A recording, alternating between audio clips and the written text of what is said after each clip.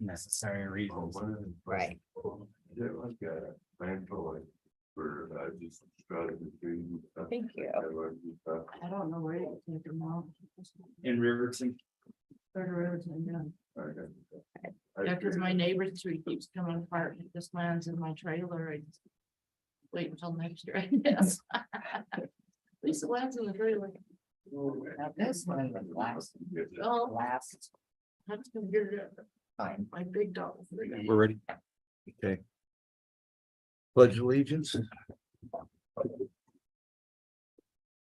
I pledge allegiance to the flag of the United States of America and to the republic for which it stands, one nation under God, indivisible, with liberty and justice for all.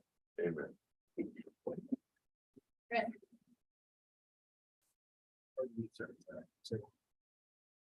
Let's show roll call show that everybody is present and we do have a quorum. Move forward to the approval of the agenda. I move that we approve the agenda with the following amendments. On number 13, unfinished business. At C, roof repair. D, plating of 73 acres. And E, plating of 5 acres. And then under new business, leasing the town acres and some town property under A, and then B, a travel reimbursement policy.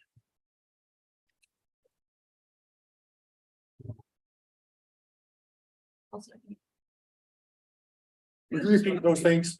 What? Would you repeat them? Yep, I got them written down. All right, so 13C, roof repair under unfinished business.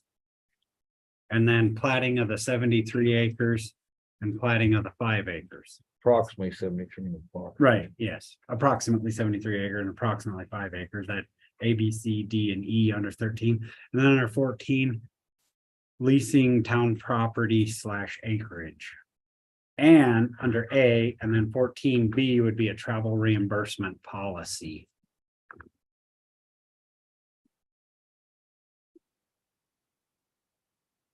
This 72 acre you're talking about? I'm not. No. No, these are those maps. That's what's been platted. Oh, And that's just the recent surveying that we had done from CEPI. so is the 72 is this on the other side of this? He's talking to me about the property on the other side of that, correct? That we haven't platted yet. Clarify, I'm not totally sure. I was just making that amendment so we can discuss it. And I believe I think we got a couple properties that we should be looking at least potential leasing.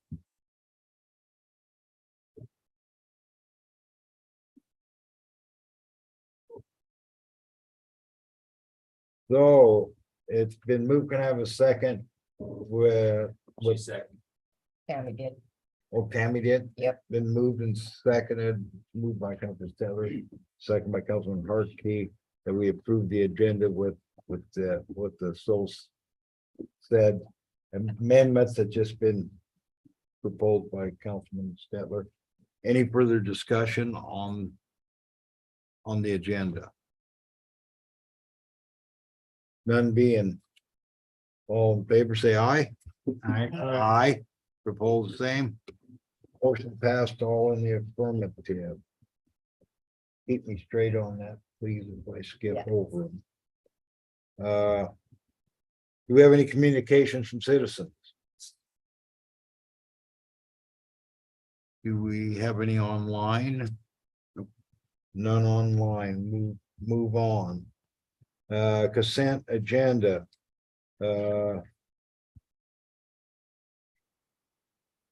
Do we want to go down, do the A and B.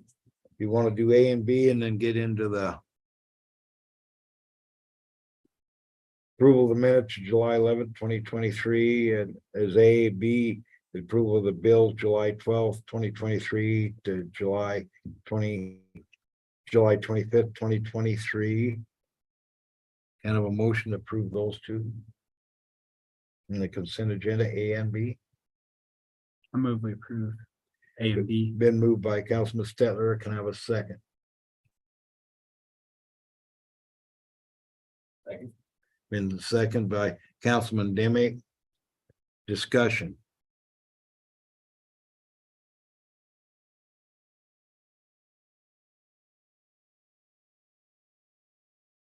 Any discussion?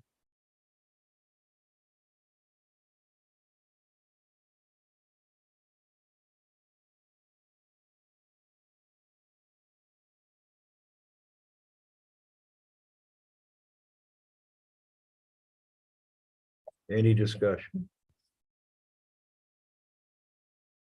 None being.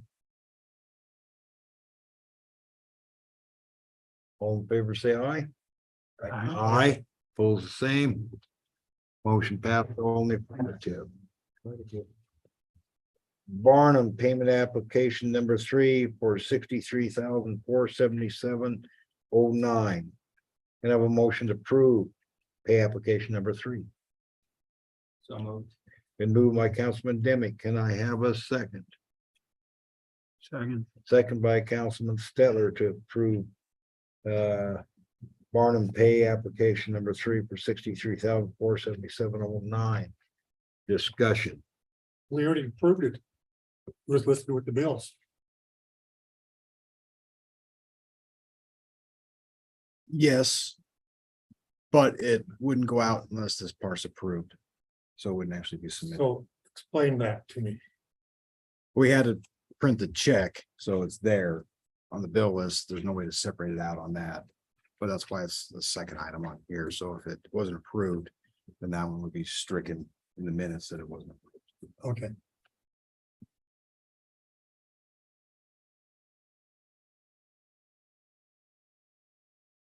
Thank you.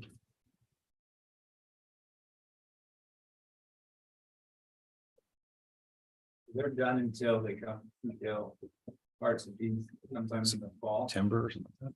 September, October, yes. And that was an anticipated, yeah, that was sort of in the plan.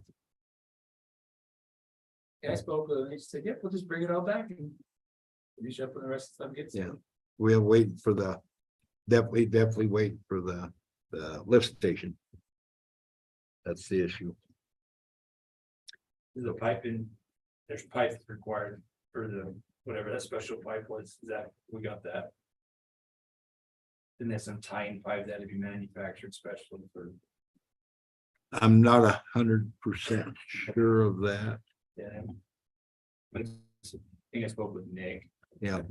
you know, he described there's something that was unique to Mhm. whatever the pipe the town has, that they were getting made for it. That's what they needed, those two components. in the Mhm. shop. Yep.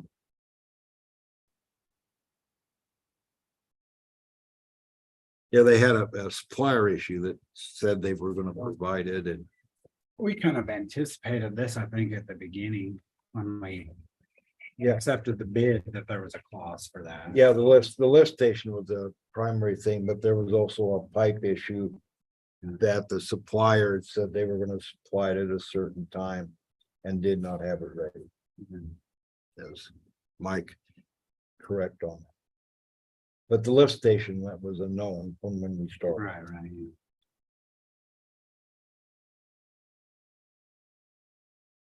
Any further discussion? None being, all in favor, say aye. Aye. Opposed, the same, motion passed, all in affirmative. Caspar payment application number 3, $262,400. And of a motion to approve.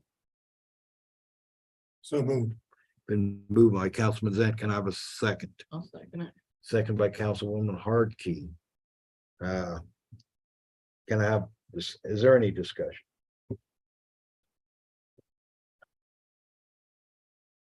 So this is for the new town hall. Correct. How much do we have left out of our original money that we have?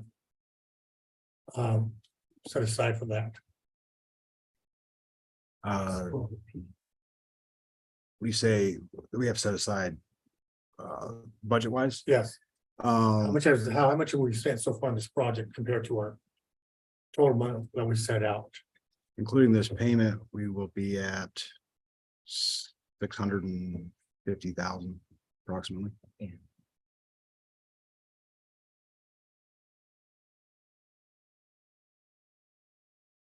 And that our total amount was what, 800? I think 868,000. I'm ballparking it was our original bid. And then with the change orders, it brought it to 938, I believe, 932. With the approved change orders. We're still expecting some more change orders.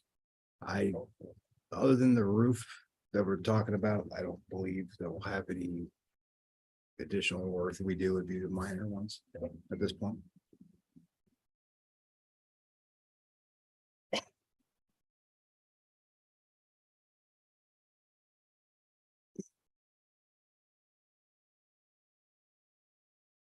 Oh.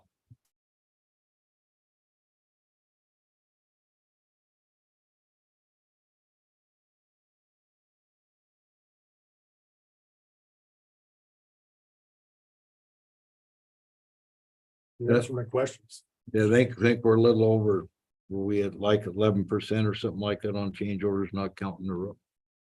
About that, yeah. Something. With my mental calculator. Somewhere right around there. It seems like it was something like that. Somewhere in there. But I About would like to broke over 10.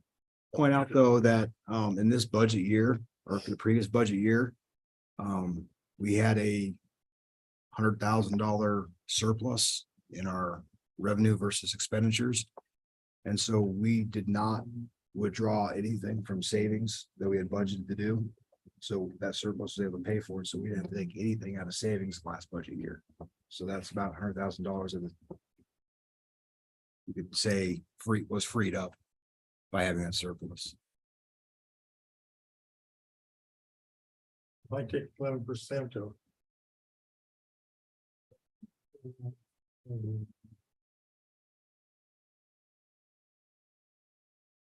In my notes, I had it all down, but it's in my truck, not So smart. based upon our past history, we'll be paying another 21,000 plus. The change orders between now and the time it's done. Are we close to being done? Yeah, we're pretty close. I talked to Brock, or not Brock, Jared the other day. And asked him about that. And he said that they were telling him about the middle of August. But he said he felt that that was a little optimistic. And it looked like probably more like beginning to middle of September. So, But also some of about 15,000. 12,000, sorry. 12,000 of the change orders is covered by the Department of Homeland Security grant as well. That's Well, what about the architects? Have they back with the architects saying, you know, this is your mistake, and you pay for it? that's on the last round of change orders we had. They did cover some of the overhead costs on their side and didn't charge us some of the Design work. design fees and things that would normally be done because it was their error. And so they ate those costs. So they did give us that back. Minus obviously the supplies and the work and, you know, the contractors, you know, we had to pay for that, but they ate their side of the cost on the last 5 change orders that we had the last meeting. I don't know how, about $3,000, somewhere that. Something like that. That they covered. But the anticipated change orders, other than the roof that are out there left, any ones that would be there would be fairly minor at this point. We've pretty much taken care of all the things that were missed or for whatever reason with the architect and the design. versus the bid.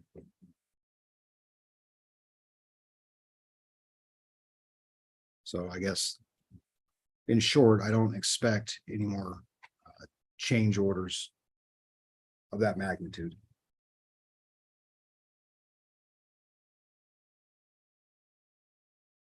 Unless you've heard differently. No, But in all fairness, we weren't really expecting $90,000 in change orders either.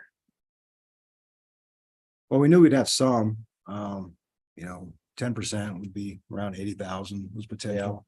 And that was part of when with the budget, like what I was talking about with the surplus this year, that was, even though it wasn't directly budgeted because we didn't know that number, it was anticipated. Right. So that's where that came into play. So it's not, like I said, we didn't have to take out of savings to cover it, even though it was budgeted last budget year. Because of the surplus and the way that it was designed, the budget, it absorbed that unknown number to Right. this point.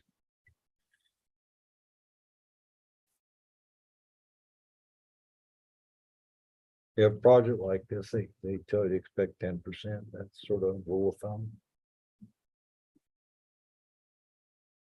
Like for things like finding cast iron pipe in the sewer line. Yeah, there was a handful of those I thought was Little pretty things that shouldn't. reasonable.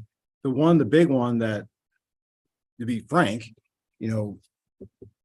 I was bothered by was the council chambers and the court Right. chambers. That was missed, not fully disclosed on the design. And they readily admitted that, but they said that there was a disclaimer that said owner provides furniture. I don't think that building a dais, in my It's not vernacular, furniture, structural. considered furniture, Correct. but they said it was, and that's where that $40,000 of change orders was that. And that's what 12,000 of the grant covered that, but that really bothered me, but not to defend them. But in the process, we went from the original architect and it changed hands. And so there was a loss of communication between that and it didn't follow up and it wasn't as seamless. Assumptions were made on their part as well as, I wouldn't really call it assumptions, but you could say we assumed that furniture did not include the dais, but we didn't ask the clarifying questions to ensure it. So that's about half of the change order total cost was because of that. Yeah, December, Jared came aboard and took over that project. Yeah, So, the roof's what's got me all chapped up. yeah, me too. Nothing's changed on that roof. That's how it was when we started this and they all knew it. And that was accounted for all those were known in the bid process. Right, so that's why I'm wondering what's our legal. But we can discuss that when we get to the roof, I guess. Hopefully I answered the questions. You've answered my question. I think that's one, if you guys want to bring that up, I need the detailed contract and then we need that'd be one to bring up in executive session. Yeah, And you need time to go through that, obviously. Yeah, I mean, everything, right, yeah, I need to have a really detailed look at it, but from what I'm hearing, that's something you may have a claim for, I don't know. And we would need to talk about that in executive session. That's the one that's got me all chapped up.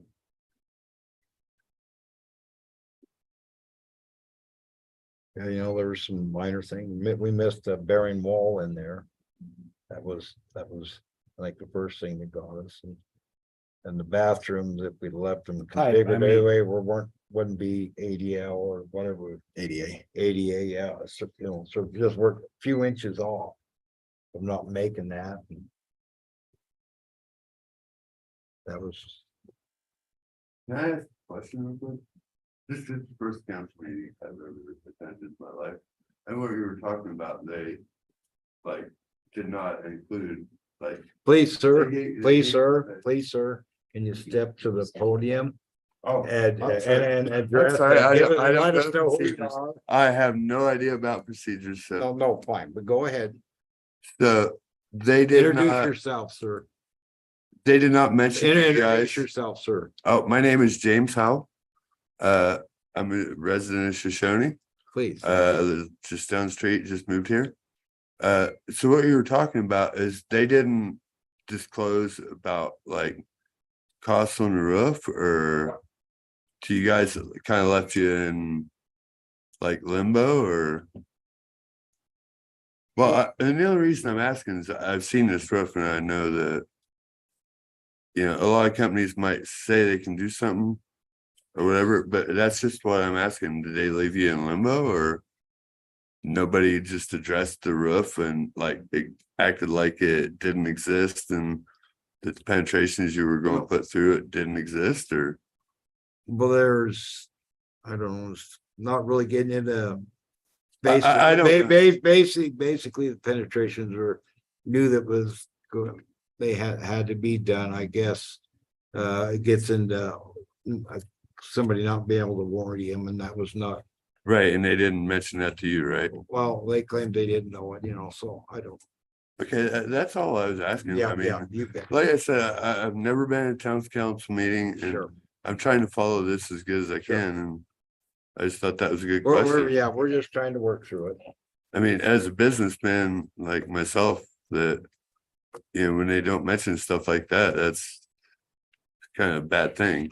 So I was just asking. Thank you. Yeah. Thank you. Anyway, we gotta move on that. That's a further discussion. So. Did we, Question. huh? Colin. Yes, yeah. So if we don't have any further discussion, all in favor for the Caspar payment application number 3 at $262,400, say aye. Aye. Opposed, the same. Motion passed all in the affirmative.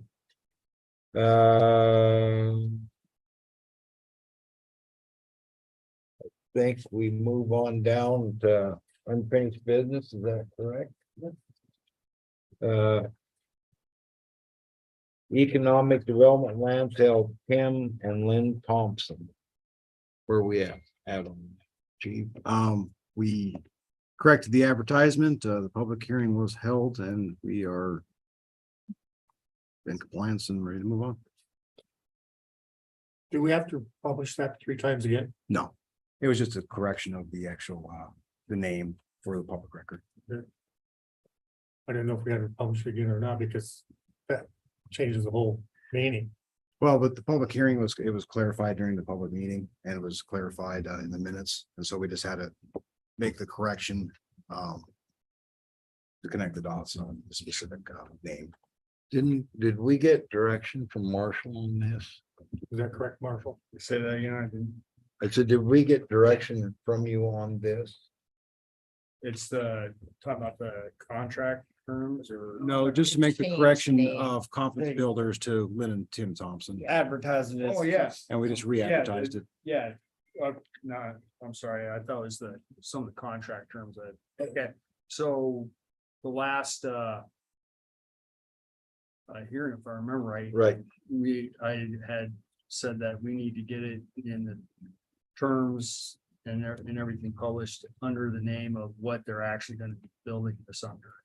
So is that published 3 times? Yeah, it'll have to be republished the total number of times, if I remember. For the thought correction, I thought the correction only had to be published once. I thought, Marshall, that was the direction you gave us.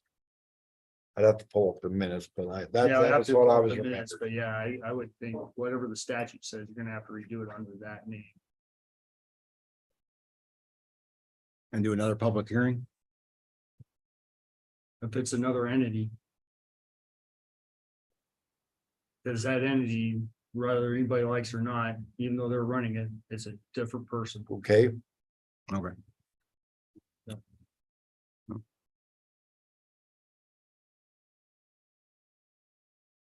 so we'll need to publish 2 more times.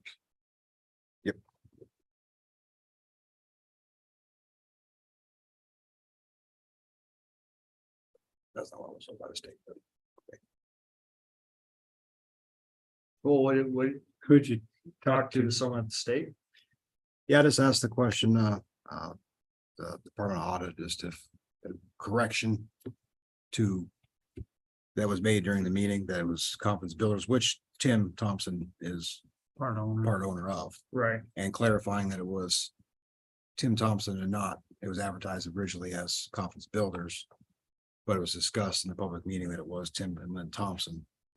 And then publishing a clarification of the actual entity name being Conference Builders to Tim Thompson was all we needed to do, but I don't. I guess my concern is, and you guys can take it or leave it, obviously, but. Confidence Builders is separate from Tim Thompson, or less, Yeah, right, and if anybody wanted to throw up a fit, they could. Say the process wasn't done correctly and had to start it over again. So Yeah. that's just my 2 cents on that. yeah, and I guess erring on the side of caution, I was just going off what the Department of Audit, so we needed to do, but Yeah, going the extra mile doesn't hurt anything. yeah, I think the auditors have a different mindset than. I would, like, they're probably good with the way it's been run. I'm thinking, well, someone could, if they really wanted to make a stink. And I don't think there's any issue having another public hearing and posting it 2 more times. No,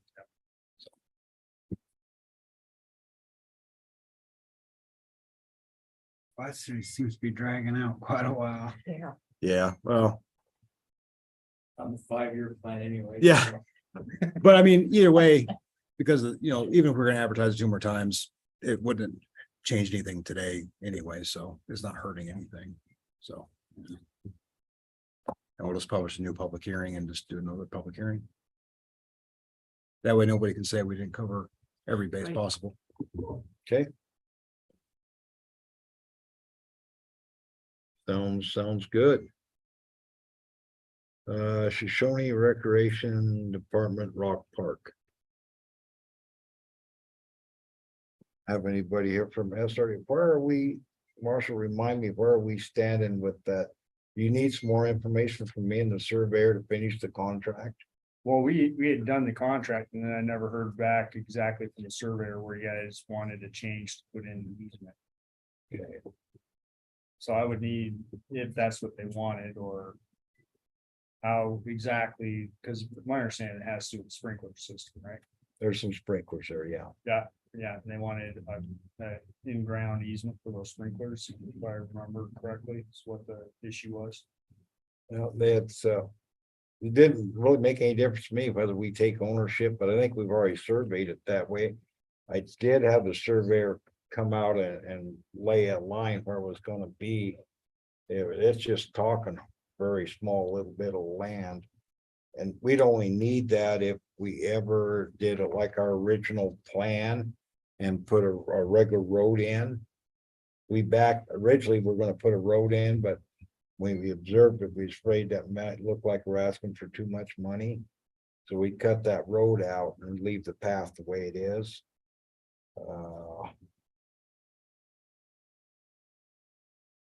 So the only reason we'd need that land, extra land, is the option if we ever wanted to put a road through there.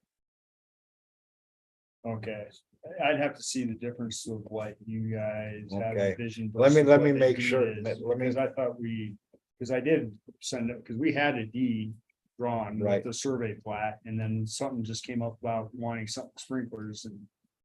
Yeah, So it's- simplest way would be just to give them an easement through there, because we already had it through. Yeah, and then if the surveyor can just give me a survey of that exact. I think a he's got it. A legal description of that path, then that's easy enough. I think he's got it. Okay, I haven't seen that. Okay, I'll get it from him. Yeah. Okay. I think he does have that. Yeah. And then we can move forward. I'm pretty sure this is, So the rec department is still on board to yes, transfer ownership, but they want to retain an easement yeah, where their sprinklers are, before they transfer ownership. yes, Yeah, just. so you because they know. got some sprinklers in there and I don't think the town has. We have any, but who knows who the next mayor is gonna be, but we have no intention of doing that, and I think in our agreement, we're gonna put. If we have to move the sprinkler system, this town would be liable, Yeah. but pay for that. Mhm. Yeah, and that's what I thought. Yeah, you're right. Michelle just wanted to know, where this was standing when I talked to her last time. Okay. So, She was, Everything had been done as far as I know when I had submitted it, and then the issue of the sprinklers came up, and I just haven't seen a firm, legal description on an easement for the sprinklers. I will report to her tomorrow then. Yeah. right. So I think I think the surveyor's got that. Okay, I'll tell her that. Right.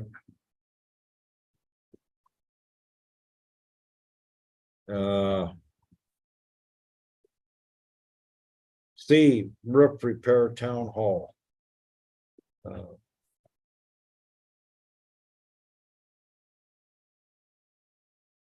You know, we have three options right now. We have bids from two different roofers that would do a complete roof. Pretty large number of price between the two.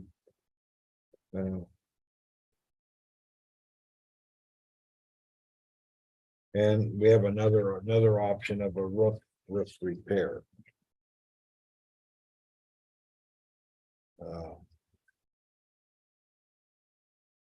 Would you like to come in and speak and talk about the roof repair? Good evening, ladies and gentlemen. My name is Larry McCurry. For those of you who don't know, owner, sole proprietor of Boys and Builders. At the last council meeting, I was here for a different purpose, but soon learned that we have a problem with the roof and the penetrations over there. I have considered the roof. I've looked at it.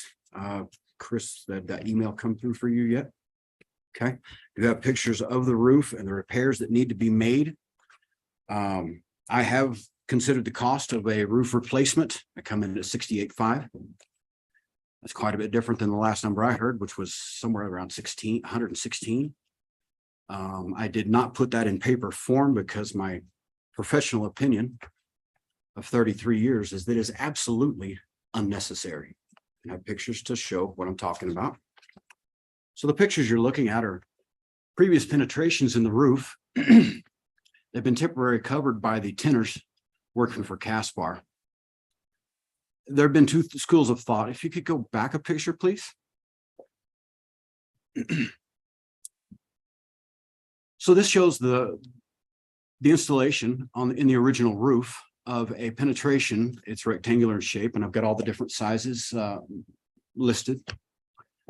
What they've done is put a temporary tin over the top for a moisture barrier, but it is indeed very temporary. So there's two schools of thought here, and removing these from the roof would get down into the substrate.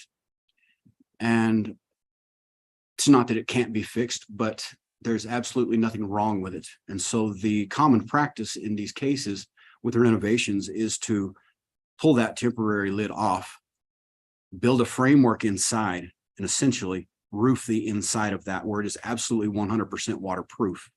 Replace the temporary cover and roof over the top of the whole thing. It's a double roof in effect without having to disturb the substrate. The other would be to pull it all out, to get into the substrate, which is more money. I'm not into wasting money, so I bid it to roof the inside, cover, and roof over the entire thing. Can we see the next one, please?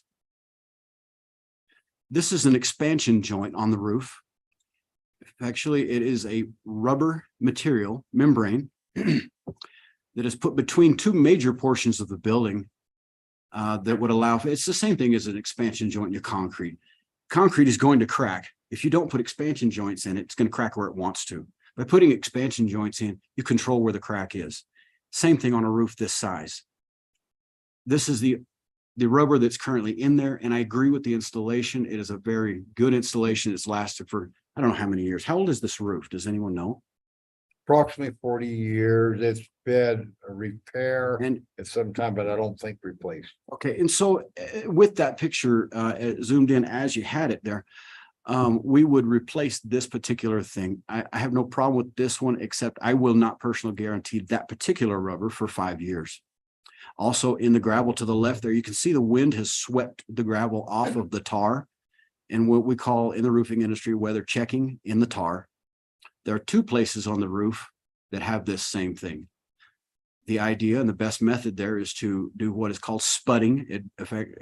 Effectively, it is scraping back the gravel, but without removing any more tar than is absolutely necessary. You put cold process tar back down, it reconditions and is adding a coating to that. Once that is starting to set up, you recover it with the UV protectant, which is the rock, the gravel. There's no better UV protectant on the planet than a rock.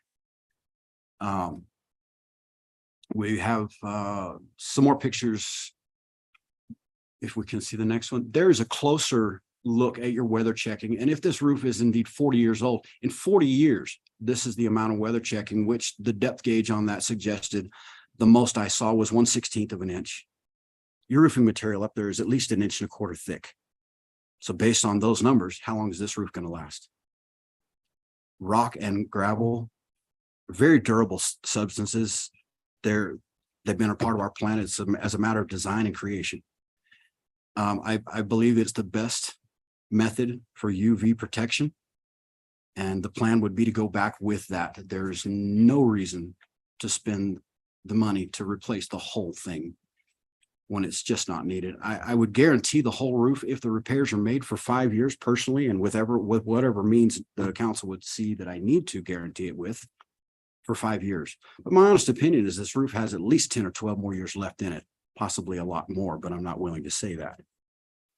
You just did. Well, I'm not going to go on record as saying I think it'll last another 40, if that makes sense. My honest opinion is that another 10 to 12 would really be obtainable with the roof that we see and with the deterioration that we see happening. And the reason for this happening, as you see here, and there's one more place on the roof. There's, like I said, there's 2 places on the roof that have this. And so it is due, believe it or not, even that high and with a curb wall around it, it's still due to wind blowing the gravel. Who would imagine we'd have that much wind here, but we do. There's 2 places. And so in those areas, we'll be flooding with what is called a cold process material, doubling up on the gravel in those wind affected areas, as well as the expansion joint. This picture here is a part of your curb. This is from the surface of the roof, if you will, up the side and under your metal.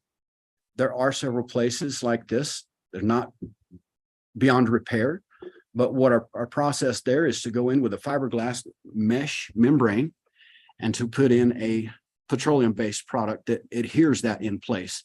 And then what you can see there is a silver type material that's called simply silver coat. And it's the most reflective UV protection that you can get on tar. Silver is reflective. There's a lot of products out there that are even gray and white, but the silver is the best. And so my price reflects getting that best product. We have some more pictures there. I had a couple of different pictures of that. There's another view of the expansion joint. You can see how the wind has come over and drifted that gravel. If you zoom out a little bit, you can see lots of gravel on left and right, and around the rubber, the wind has blown it down to the tar. And so that's the reason for the repair. That and the rubber, I wouldn't stand behind the existing rubber for 5 years. So we'll replace that. We'll see the next picture, please. More pictures of the same. There's nothing wrong with what's there. Can we got one more picture of a sidewall with a crack? That may not be the same one we just looked at. So these cracks are as a matter of settling over time. This is a patch. It's an effective patch, but it's old and needs maintenance. I would stand behind all the penetrations that I do through the roof. And if the roof, if Caspar would prefer that I make the penetrations, I have no problem doing that as long as they pinpoint laser accuracy, the location. If they would prefer to do the penetrations, I would prefer to be standing right there when they do so that I can immediately drive them in. So we have no liability, no potential to leak. As we know that we can get storms rather suddenly around here. So I would be okay either way. If they want me to make the penetration, I'm happy to do so. If they want me on site to when they do them, I can cover it up as soon as they make the penetration. So I price is the same either way for me. Do we have another picture after that? Nope. Nice That's a picture. good picture. Nice Look at picture. that- Look at them two good looking young ladies. Nothing to do with my job. Anyway, like I said, I've got the number. I ran the numbers. I bid this both ways. If I come in and do a brand new roof, it's 68.5. And I don't know how that compares to anything else you have. I do know we had one previous, it was like 116,000. I believe that's a little aggressive. I think my number is a fair and honest one, where we can make money, but we're not going overboard. And not my intention to waste the money for this town and for its citizens. And so I did not put that proposal in writing. The other proposal that I did put in writing is for $18,732. I believe that at that price, we can repair the roof, which is all it really needs. Some with the penetrations and with the maintenance and upkeep that it needs. I would need those repairs and maintenance to be done in order to guarantee 5 years. But when I get done, you can plug up the drains and use it for a swimming pool for 5 years. And I bet anything I have on it. This is 33 years in this business, and I've seen this. I come from an era when this was common practice. A lot of the roofers nowadays are a lot younger than I am, and that's just not done anymore because this lasts so long. It's not disposable. You need disposable roofing anymore, just like cell phones and cars and anything else we're getting into. Everything's disposable. If it's not, you build something to last, you'll never sell the customer another one. I have a firm belief in the roof that you have. And so that's the way I've proposed it, the way that I have. The penetrations to be made are using a device called an auto caulk. It's auto caulking around. You cut it to fit the size of the penetration, whether it be PVC or metal or any other type of material, as long as it's round. All of our penetrations, there are 16 in total, are 12 4-inch round ones and 4 10-inch round ones. So the auto caulks will be cut exactly to fit and then sealed on top of it for good measure. A few questions on this. Yes, sir. Not for you. Yes, sir. Oh, go ahead. So that would be a deduction from Caspars. Yes, So Caspar, about $11,000 to $12,000 of their bid that they're not going to do would be returned back to us Okay, from the total. so that would be a gross adjustment of like $6,000-7,000. Yes. And then the other question I got is, so does this, at what point do we got to put it out for bid, right? 75,000. Okay, so we're legal to do that. That was my question. And it would be like a 7, all right, so let's just say I believe the number. under on- $10,000 change Yes, than what we originally thought, and we're legal to do so. correct. I did talk to Caspars and their superintendent. He had met with you. Yes, sir. And he was comfortable Doing it that way. doing it that way.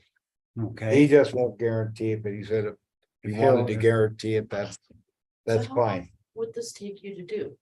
Depends on the penetrations, and that was one of my questions to Joel, and even visiting Bruce, is that right? Bruce, yeah. Okay, Bruce, I'm so horrible with names, so please forgive me on that.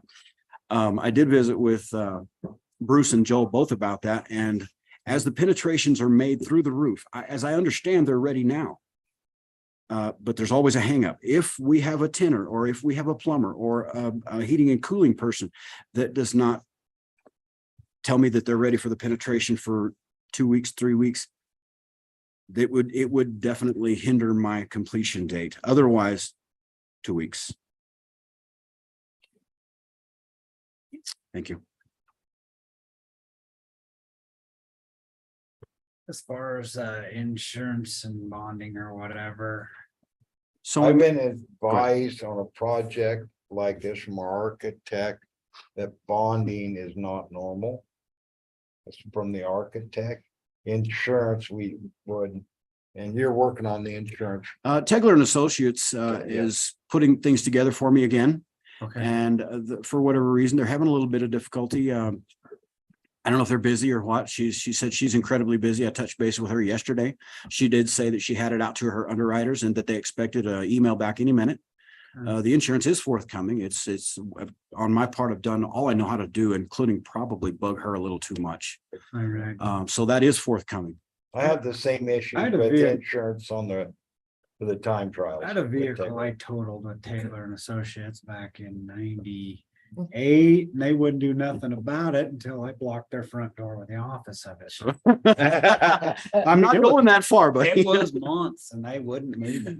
Well, I have since I realized that Tegler Associates seems to be busy or for whatever reason, I have reached out to 2 other agencies.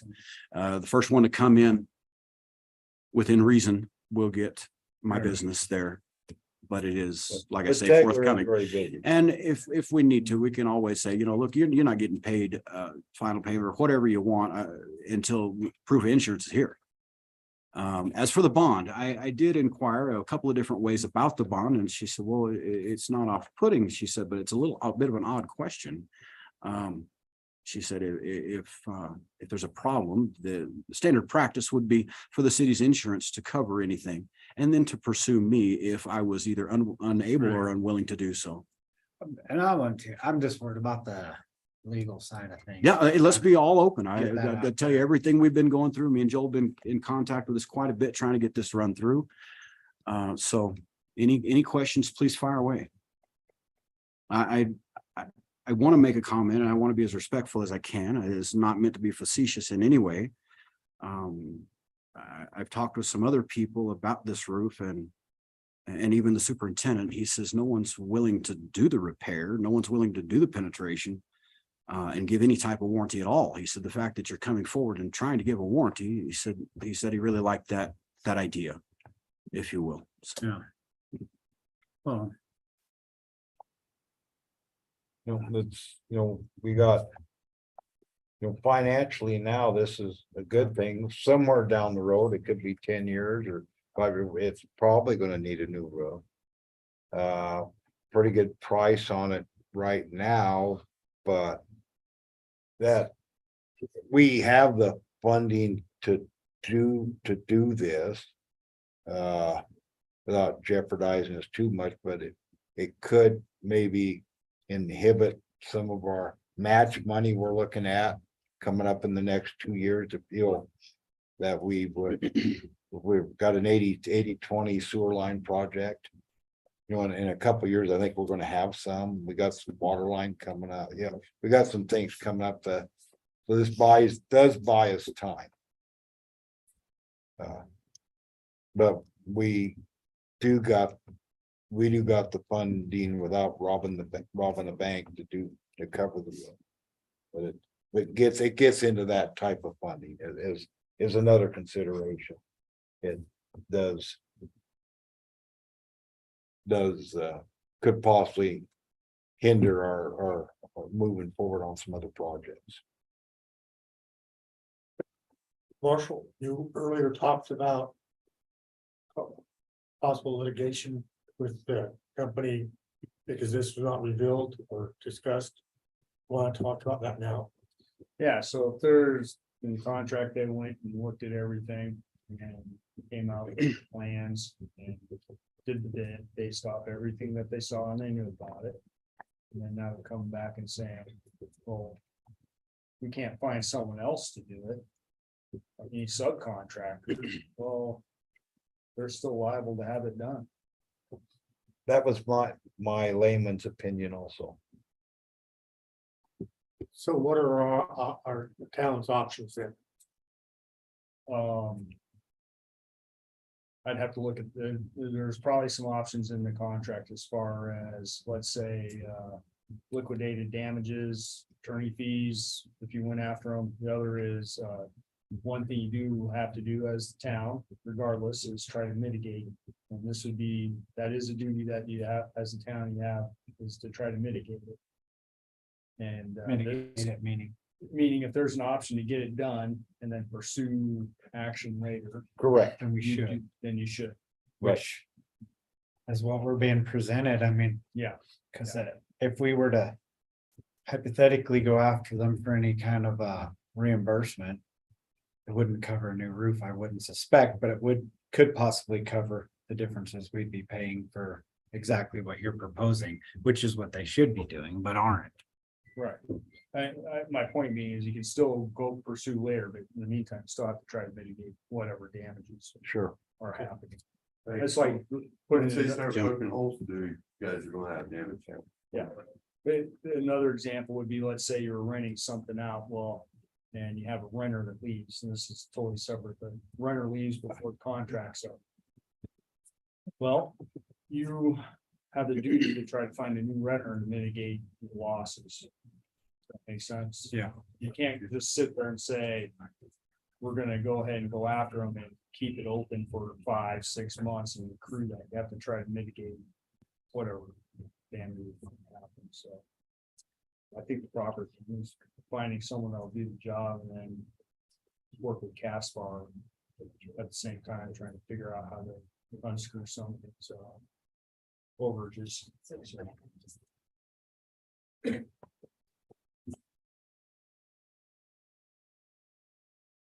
Again, that's why I'm saying a lot of this should probably be done. Session.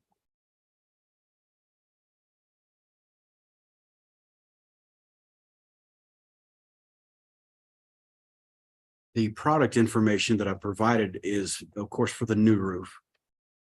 So if there's any question as to what products would be used, and it even has procedures in there with that I follow. So if there's a question about new roof and what's your material and what you're gonna, so that's why you have that information.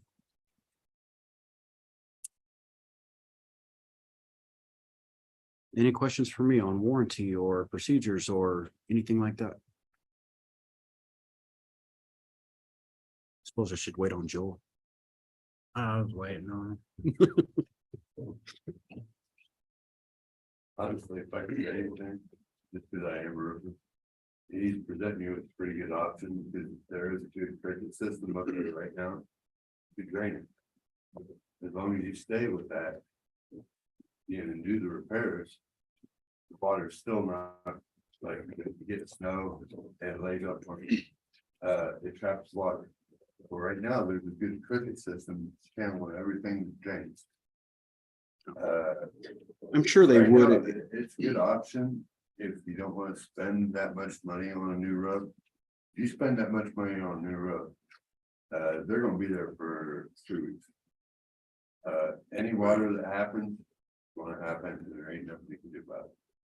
Right now, if they're just poking holes through the roof, you can go through there and minimize any kind of leaks until you actually get level penetration coverage. You probably average 1 a night. You wanna do it at night, because when tar gets hot, and let's face it, it's 90. And tar melts, it's not a very good surface to work with. Go in there at night. And at least you have a lot of options. And you can still right back down to it and they make stuff. It's not a bad option. Gives you like 3 to 5 years. You can, any contractor can legitimately guarantee it. Please, sir, whenever you speak, would you please step to the. Oh, I'm sorry. Yeah, I mean, same rules, nothing changes. I pick on everybody, the same rules. Oh, yeah. Well, I got- you gotta teach me the rules, but come to these meetings. So. A few years ago, the town was in a similar Yes, circumstance of. Related but unrelated. Point is. How do we determine qualifications? Is there a way, is there a metric that anybody can say, these are the qualifications that we followed? And that's how we made our choice. So the elephant in the room is, we bought a whole bunch of pine trees. And they Right. looked fantastic for the first year, and when we dug them up, they were nothing but a chopped off Christmas tree. oh, wow. But they looked really good, and there was a big fat guarantee on those, and I know that. My guarantee didn't come through on my stuff, and I know the town stuff didn't come through on it. So neither here nor there, but the question is, how do we determine ultimately saying this was the parameters of law? So we've talked about bonds or insurance or some of these bigger Right, things. so bonds typically what they really cover is. If the contractor was to not finish the job, basically, insurance would come in so you could get someone else to finish the job. That's what. Performance bond. Yep. Insurance is gonna cover basically any damages that the contractor incurs on the job or causes to someone else. That's essentially what that is. So, that's why that's usually required by the state. Bonds aren't above a certain amount. A lot of that's determined by counties, municipalities. And so, as far as the, determining on it, the only thing you really have to go on is past performance references and, that sort of thing, if you request it. And I did provide references, many more to come if requested. Did any of you or anybody else follow up with the references that I provided? No, I haven't had a chance, Okay, but please, I got references. yes, please do. And I've got references for everything from roofs to countertops to glass and gold. So anything that I need to answer questions for on that score, I'd be happy to do so. I bought my first roofing company in summer of 1990. Started many roofing companies, all in West Texas, but most of them are still up and running. So. Qualifications. I've given advice recently to people that have said it worked out in their favor. Yeah, that's true. And you know. Any questions for me? Joel, any questions for me? As far as whether I'm going anywhere or not, I did originally have a house here inside city limits, but have elected to buy property out there on the lake. Not going anywhere. I'm getting ready to build a house that it's estimated supposed to be between 600,000 and 700,000. My plans are there. My plans are also to reopen the Yellowstone drugstore. I do still own that, not the building, but the business. My girls have expressed an interest in operating and owning that. So my plans are here in Shoshoni. I'm not going anywhere. I'm not going to skip out on you guys. Another thing that makes my business, one of the things that you have to consider especially when somebody is not 30-year established business in one spot, is whether they can endure. The only thing I have to offer on that really is that I have a good report. I have a good name, especially in Riverton. I do majority of my work there, but I have no bills. I may not drive the fanciest trucks in Shoshoni, but there ain't no bank coming to take it. Ain't no bank coming to take my house and land, and no bank coming to take any equipment. Everything is cash. And so I am recession proof in that per se, because I'm just trying to let you know that I'm going to be here. I'm not skipping out. I've got no ties to family or property in any other place but Shoshoni. I came here in 2005. I officially moved here in 2006. I fell in love with the area, and I'm here to stay. So, any questions at all for me, please? Council got any ideas that make you feel more comfortable with the repair job? If Bighorn was to approach and do the same thing, do we have any secondary opinion, or is it just, are we just that? We have either repair the whole thing, or do we have one Yep. builder that stepped up that Yep. says he can repair it? If anybody else said they can repair it, No, they won't repair it. they won't repair it. They won't guarantee the repair Without a full replacement. without a full replacement. We've had two companies give numbers, but they would not guarantee the Would not guarantee the repairs. If I may interject, I'd said it briefly a while ago, a lot of this comes from roofers that are younger than I am. And tar and gravel has not been done in many years. It's not the preferred method anymore. So as a consequence, you have roofers that are younger, that are not familiar with it either. So the problem with unfamiliarity, especially in bidding something, is to say, I'm not gonna do it, or to throw crazy dollars at it and hope for the best. I grew up doing this tar and gravel stuff. I know it well, and there's nothing wrong with what's there.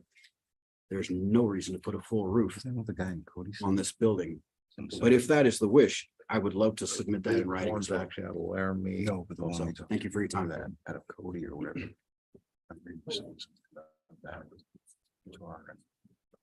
That's not being used anymore. Well, no, correct. No, that is There's the correct. one roofing company out of Coda gave it. Yeah. A friend or whatever gave advice. Right. Yeah, and Chris just brought that up. We did another roofing company talk to us. It was Jared Hoffman, our architect, knew a roofer, Right, and that was what he almost verbatim what he's told to us about tar and that. Was what? About the roof, that's not.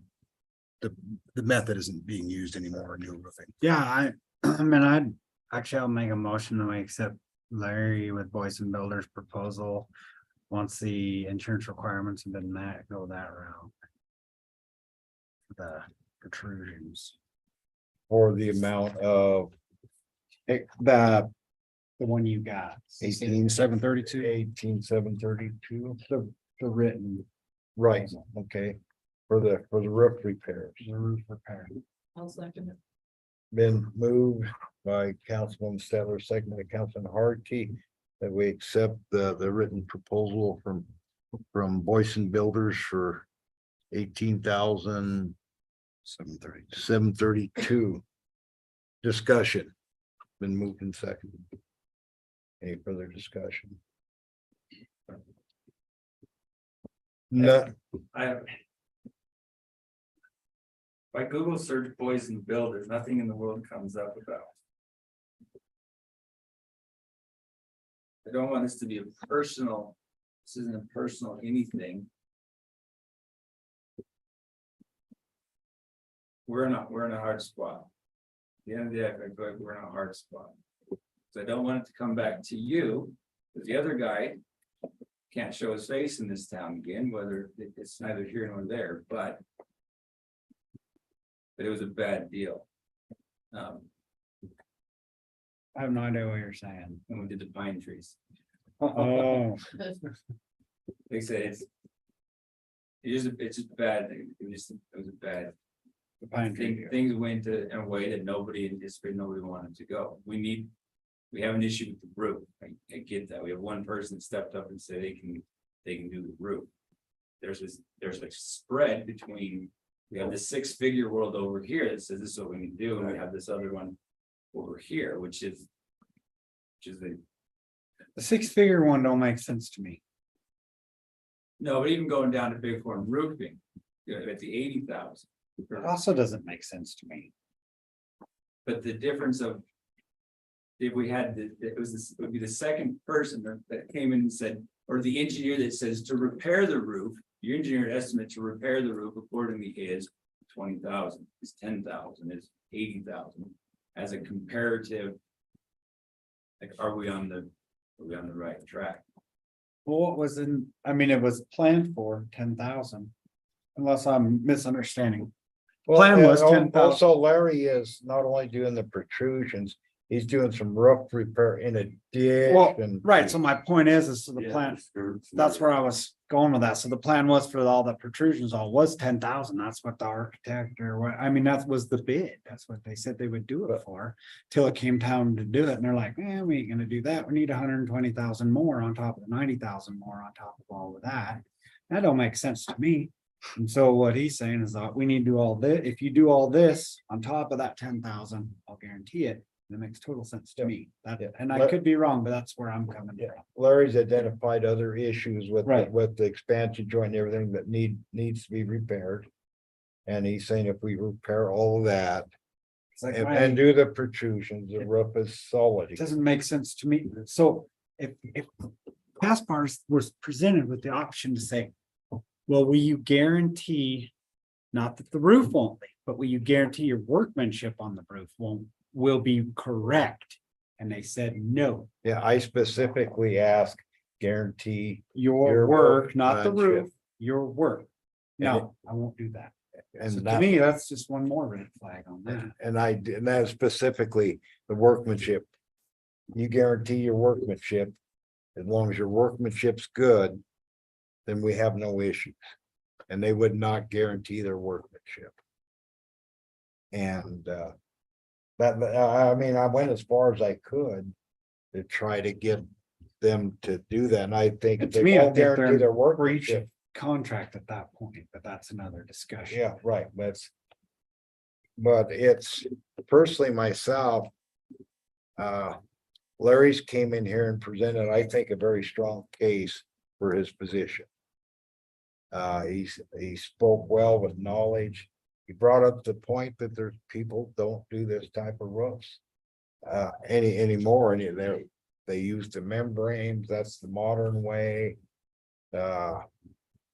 But this roof has lasted been a long time with minor repairs for 40 years. I don't know how many more years it's got, but what's the interest on the extra money that we save if we spend it in 5 years, where we might be able to put this money to work later Supposing, in the next 2 years. supposing the treating and patching all works well, and then 5 years down the road, we need a new roof at that point. I'm thinking, would we have some insurance participation at that point? If it'd been repaired and certified, I don't know. But from the Yeah. onset, even when we acquired the building, we always knew that roof replacement in the foreseeable future was gonna have to be done. Correct. Right, well, I mean, a lot of times, cause like Larry was pointing out, a lot of that's wind damage. So if there's wind damage in 5 years, then the insurance may participate. 'Cause I And they know may participate. We did have I had a another house- thing. I did have an insurance adjuster. They haven't got back to us yet. They were supposed to be here Friday to do an inspection on the room.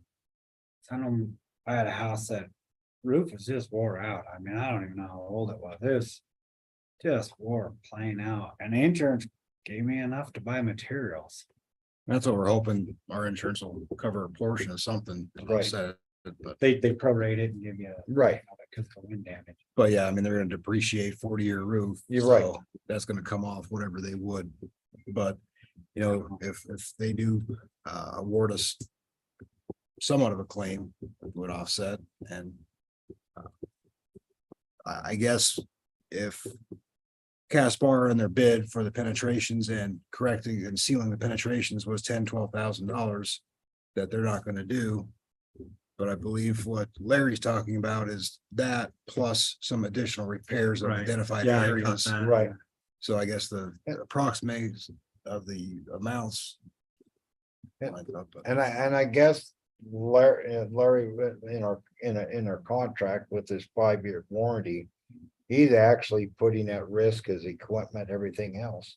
Under that warranty, if us or the insurance company went after, or if there's some reason he didn't perform, or got struck by lightning, I don't know. That. I believe that'd be a fact. Would it be, Marshall? Well, if he, up and ran, yes, I believe your insurance company would do that, but. So, Okay. I mean, that's a risk everybody's gonna. Have to, on 18,000. It's up to the town at that point. As far as insuring afterwards too, that's a contractual issue, that the false unit on to the insurance company. Yeah. Agreed.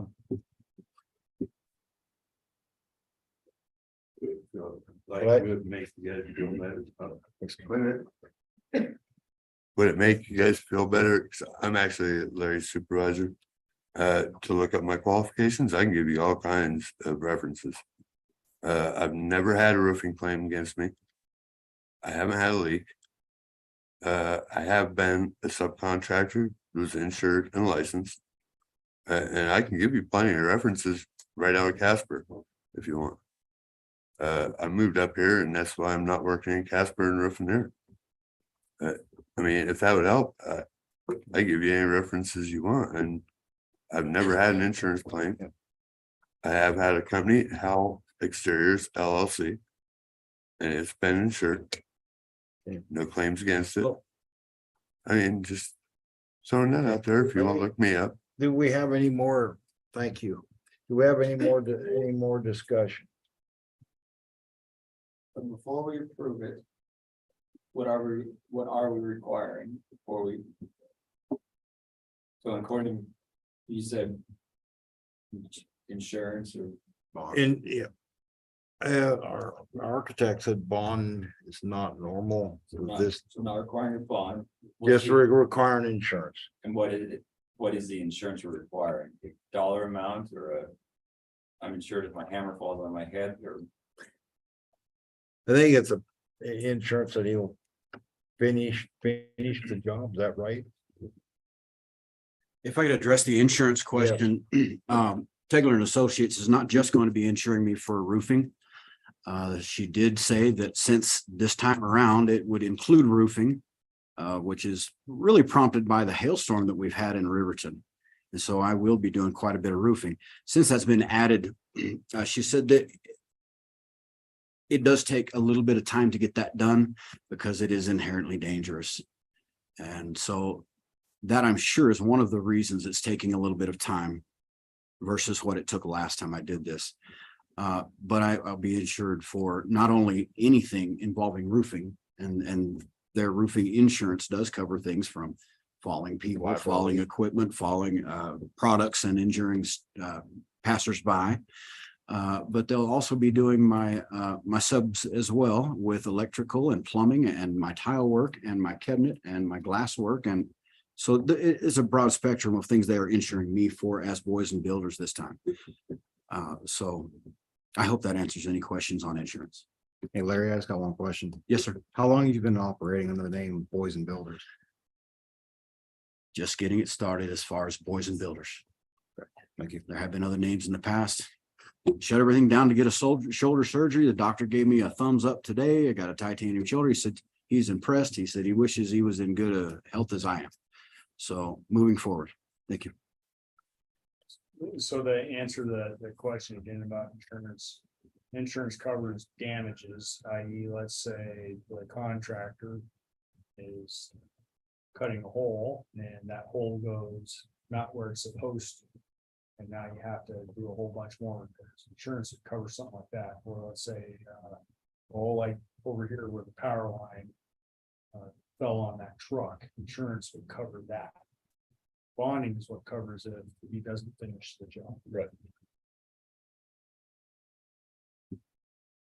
So if there's damages basically from something being done wrong. Liability whatever, insurance. The insurance covers. His insurance covers that or our insurance covers that? His insurance would cover stuff that would, where he caused damages. So does that come with a time period? Usually it come, well, you're talking about, So if it, you're talking about a guarantee.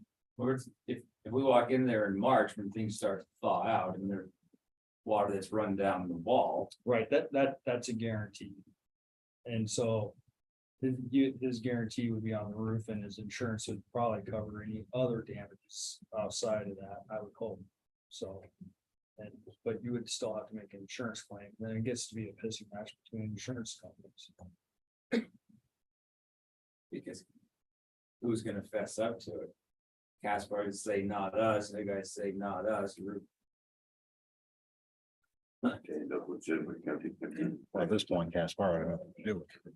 Right, No. and again, this is one of those things where, like I was saying.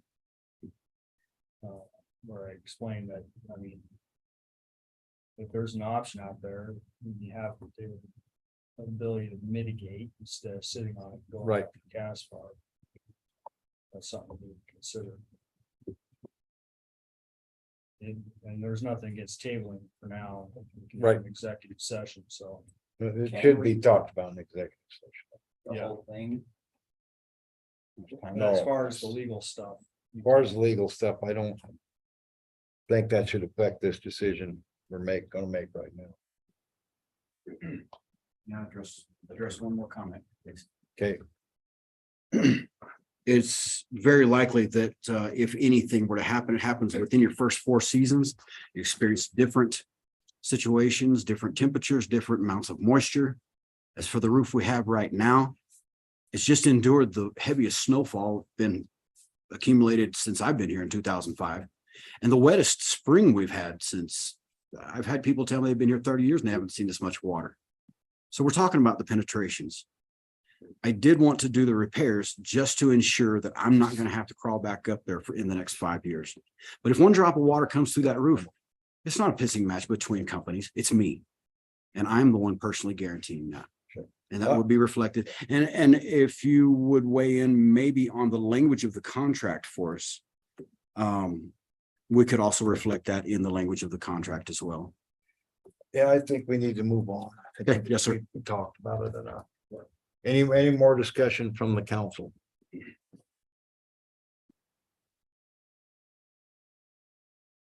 None being all in favor of awarding the contract for 18,732 to Boyson Builders, say aye. Aye. Aye. What's the vote? I think it's 4. Did I have 4 ayes? I didn't hear Mike. Opposed? Aye. Aye. Let the record show.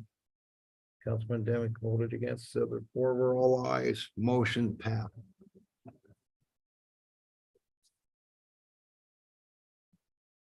Good presentation. Larry, you rested my concerns considerably.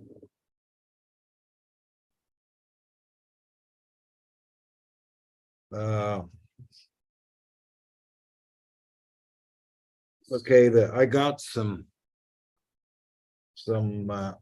this large legal sheet. This is the plat of the 73 acres I passed out to everybody. Say that again, this is the 73. That's the 73 acres. That's west of Herbst Lane, goes up to the cemetery. And you can see the cemetery plat. That's the cemetery's acreage there, about 6 So acres. This is not, sorry, so this is not from senior housing to. No, Yes, on the west side of Herbst Road. this is west side of Herbst Road. This is South. that 73 acres that we purchased with that 40, With the hill and everything. with the hill and everything. Okay, because once upon a time, we talked about large parcels. Like Yeah. 5 acres because it's a mountain and forests and hills and, okay. Yeah, well, and we can still, we could still make, if you want to make some 5-acre parcels. But this was their tentative overlay of the. Yeah. Not considering that. It does this was just, oh, it's all nice and just, and it's flat. Well, you know, the, Half that hill to the north, so it's. right. Sorry. This sort of lays out some of the streets. This lays out if we were gonna run some more sewer line with the leftover funding. So we got a point where we can put this. We might have, relatively soon, sewer and water there on some of these lots. It'd be pretty easy to put sewer and water to some of these lots and actually develop. Because we'll have sewer and water running on the north side, running right on down. And the lots on off of 7th Street, originally in the master plan. And with the award for the sewer project, those were the business park area. Right. Commercial off of 7th Street. How far down? To Herbst or to street number 1 or 3 Yeah, I don't from the think, cemetery? I mean, that's my question. I think last time we talked about this, but 9 months ago. the lot right there, the lots adjacent Herbst and Seventh Street, that corner, 4 lots right there. That was left open. You know, what we were gonna do with that, but further to the west was discussed commercial, but no decision really had been finalized on that corner part there, whether it be commercial, R3, You know, R1, whatever. Part of that, will probably one of those lots, I think, would make sense with talking with Enberg Miller and stuff. If we're to put a pond, if you will, sort of like what Fast Lane's done. Yeah, for drainage. Yep. The other thought is new fire department. Well, that'd be a great place to put the fire department out there, something, yes. Well, that's the case. I think we ought to look at contact local chief Mike Streeter and go Craig Haslam, the fire board. Talked to John Campbell the other day and he said, he asked about a new fire department, Shoshoni. And this might be a place to look at a fire station. He said, you know, 1 square block would be enough in his mind. You know, up to 4 acres. Well, 2 acres is a block. Right, but so. Yeah, These 2 acres. are a little bit bigger, so. You know, when we was that's something looking at we ought to look building. This as we develop this Mhm. as a fire, new fire station as well. And part of that would be looking at traffic. Which way they're leaving, entering the highway. Those type of items. Yep. Having it away from this corner right here. Was it hazardous good? Materials Oh, would yeah. be a good thing. You know, it was originally when they were talking about it a few years ago, that was one of the big things with the traffic here. Yep. Herb, I don't know which is better, Herbst Lane or 7th Street, they're both would probably be good. Well, I think we ought to throw this out to the fire Agreed. district and say, hey, here's a possible map. Where would you like to look at? You know, fire station. You know, you want to be coming up Herbst Lane, go across that hill with a fire truck. And the traffic there, because you have people slowing up and speeding up in both directions, so that may not be the best place coming up a Herbst Road. So, but we at least talk to them about it and throw some ideas out there.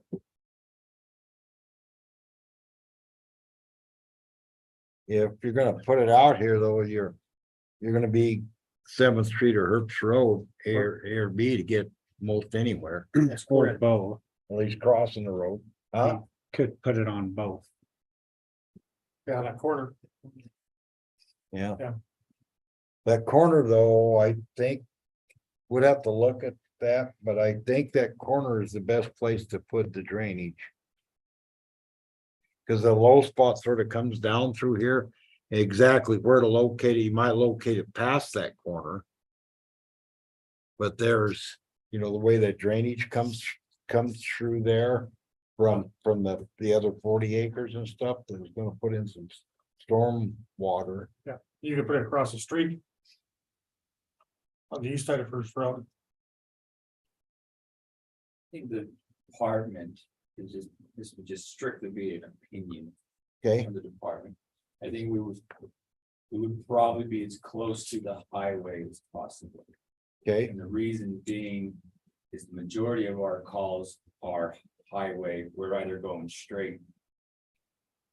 Where we're going highway, we were on the highway as far as fire traffic safety. We started further down, we're going to accelerate much faster. Slam on a stop sign, hopefully no one's coming versus if we're. Kind of like what we do here, we know how flip our sirens on and the world starts to adjust as we go. right, Like.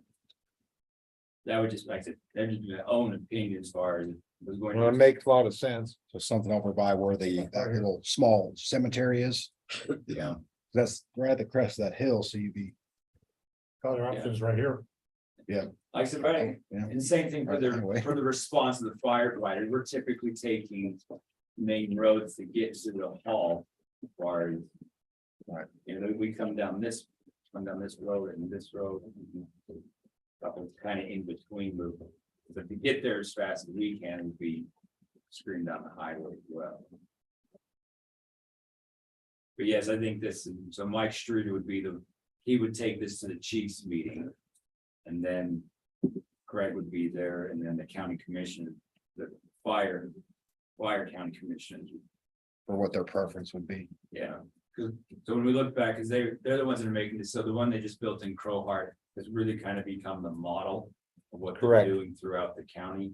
And Crowheart had a storage tank put in, Atlantic City had storage tanks put in as well for water. Yeah. But like I said, the footprint, our department is a little bit larger than the others. But if you, But we don't have to have the water storage that they do. At Crowheart. we'd be fine here. But the building size is about, most of them are about the same as far as about giving everybody the same amount of responding units to. I think I still got the blueprint. From Yeah. one at Crowheart. And they might choose something different, like that as far as the discussion goes, I think that if they were ever gonna do it, this would be the time to do it, take it on virgin ground and Great. help the community that's trying to expand the line, and the state would have probably decent assistance for the fire department. Since it's the federal, that's Yep. what we do. Well, as much as Shoshone responds for out there before, an hour or 30 minutes before River can get here. So I guess further on the discussion, if there were a lot more space, I think things to consider would be like a helicopter pad. So I don't know where the helicopter came down 2 days ago at the school, you couldn't, Typically, the ambulance anyway, so they're shuttling a patient from here to a location. Well, especially in town, a lot of times that's what has to happen just because there's nowhere else to land it, but so you have to So you transport had- it from there to there. If you took extra space and said this is a landing, this is where the LD is gonna be, so. The Yeah. same thing with the drainage, as far as took a big spot, so if you looked at. The Missouri Valley Fire Station, there's a lot of area around it, it could have had a drainage situated as well, that wouldn't affect anything that the trucks are doing. Right. But like I said, which big chunk of ground do you give up to do that? but it could be pretty easy on the other side of that. 73 acres, we got all that land there and that's closer to the highway. Whatever you got, I'm not a fireman, so wherever you guys think. I think they didn't. I think Thanks, the best. commissioners would probably say it would be good conversation, if nothing else. You bet. Cause it's an obvious need.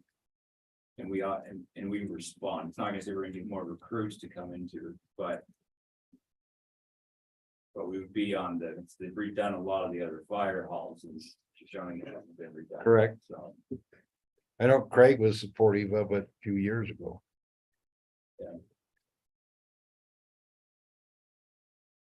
And then I know, talking about the acreage stuff, on this map as it's currently laid out. But, you could combine some of these, like on the back end here off of West 4th Street. You could take those bottom 2 or even 4 lots, make that a 4-acre plot, a 4-acre plot. That would be closer to 5, the 4 and 5. And then behind the cemetery, you could make that a 6-acre one on that backside, which would encompass that hillside. Which would be kind of hard with just 1 acre because of the terrain, so. But we have to get more of a topograph on here to overlay it so you can actually see it, to be able to make sense of it. Because it's just flat. I mean. But. Those changes we could. Figure out how. Sure, and this ain't something we gotta do now. The only thing that would be. If we sort of agree upon the street location. So when we put some sewer lines, we're putting them in the right place. Whether we have 2 lots or 4 lots. Right, yeah, we behind can it. put yes. so right now, we probably would we be, if they were gonna do anything, it would be to run them across onto 6th Street and 5th Street is where they would. Either cut up the road or. Well, we would. Probably be putting, we played. Looked at the engineering and stuff, we played with, how many feet of sewer line can we get?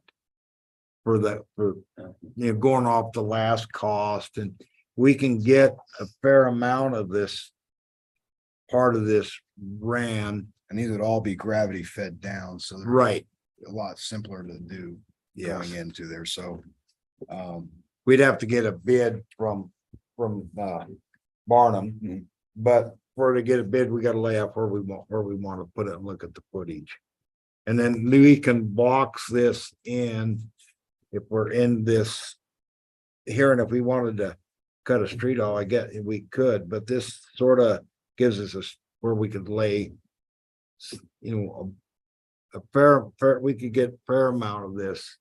But that's also covered in their bid because they had option. I was gonna say, wasn't A, that B, and covered C, already in the bid? And that, yeah, so we'll go as far as option A was this, and then if we had more, B would be possibly this, and we had enough, then C. So that's already part of the structure of the agreement. Cause they did bid the option. Correct, so it'd still be a change order, but it would be one that they actually, Well, we didn't anticipate the bid coming in where it did. So we didn't actually lay this out. Right. No, I know, but I mean, as far as them having to rebid it, I guess that's where I was. right, but we discussed Unclear. it's why it'd be a change order. Right, Right, but I mean, it's already been bid. sure. It wouldn't need to be. But there Bid may need, again. there may be an additional mold or something. Is there, I think it'd be based on the scope. What is the scope of? Well, so if we look and say, we're gonna add 2 lift stations, well, that wasn't in the, Right, but if it was relative, like, you know, if you were to run a line down West Sixth Street as an example, we got enough money to run all the way down to the cemetery. We would say that would be in their change order of, But it's within our overall scope because these are the business park and designated as that in the grant awards. That's why this sure. fits into that.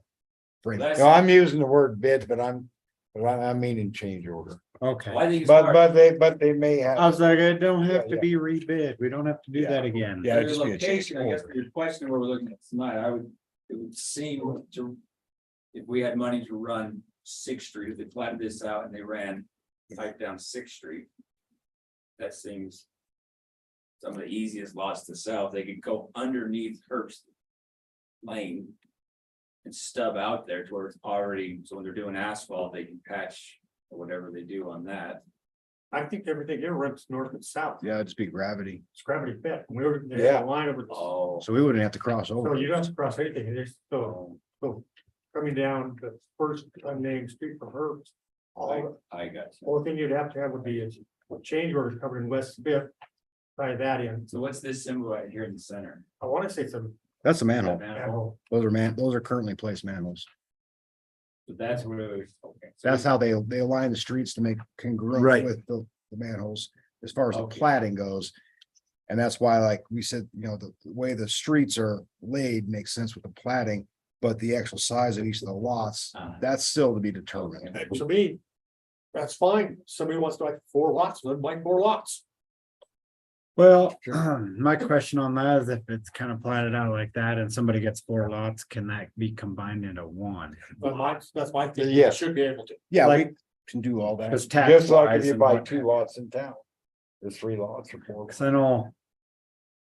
That we used to get 2 different tax deals, cause it was never changed. It was considered 2 properties, although they were adjoining by the same person. It was 2 different taxes. So I didn't know so if we do this into separate, can that, how difficult is it to combine it into one if somebody buys?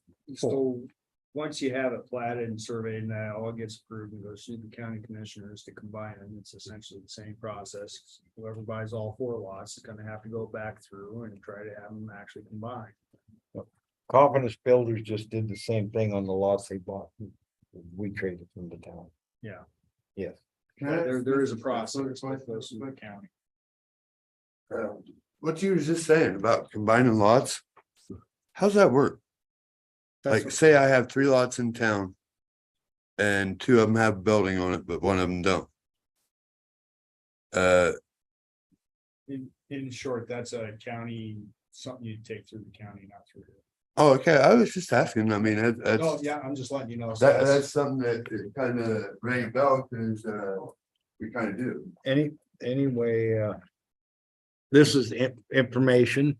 Nothing, we're gonna just sort of go out and take a look at it if you get a chance and see what you think. And I think on lot size, if we, like you guys said, we had a top, this overlaid on a top. That's what I would like to see, because Then that, it would be real clear, I think. If what that, Spot. yeah, because then. you If we can had actually- this overlaid on a Makes sense. topographic, oh, the hill's exactly here also, let's. Yeah. Change the I think- lot sizes. 4 or- acres of hilltop. Yeah. That premium, Just with the hilltop. view, with the view. I'm sure. But this here, if we maintain our streets, that way we know what. If this is what we stay, we can, where we run do our sewer sewer line. stuff. So I think, do you think it's better than it would currently have to go off from? Right. I think Tammy ought to name the streets though. Oh. I got to do the last one. We got, Just roll down here. we could do Fireball, birds, foul, you fun know. Yeah. Well, nobody will buy a, Pigeon nose, buy a, Go. boulevard. We're trying to be multicultural. There'll be a certain group that. nobody's gonna buy a house on Bud Light Street. Well, anyway, That's kind of a proven fact. okay, the other two is they surveyed, we asked them to survey the land we were gonna sell to Dwayne Raymond.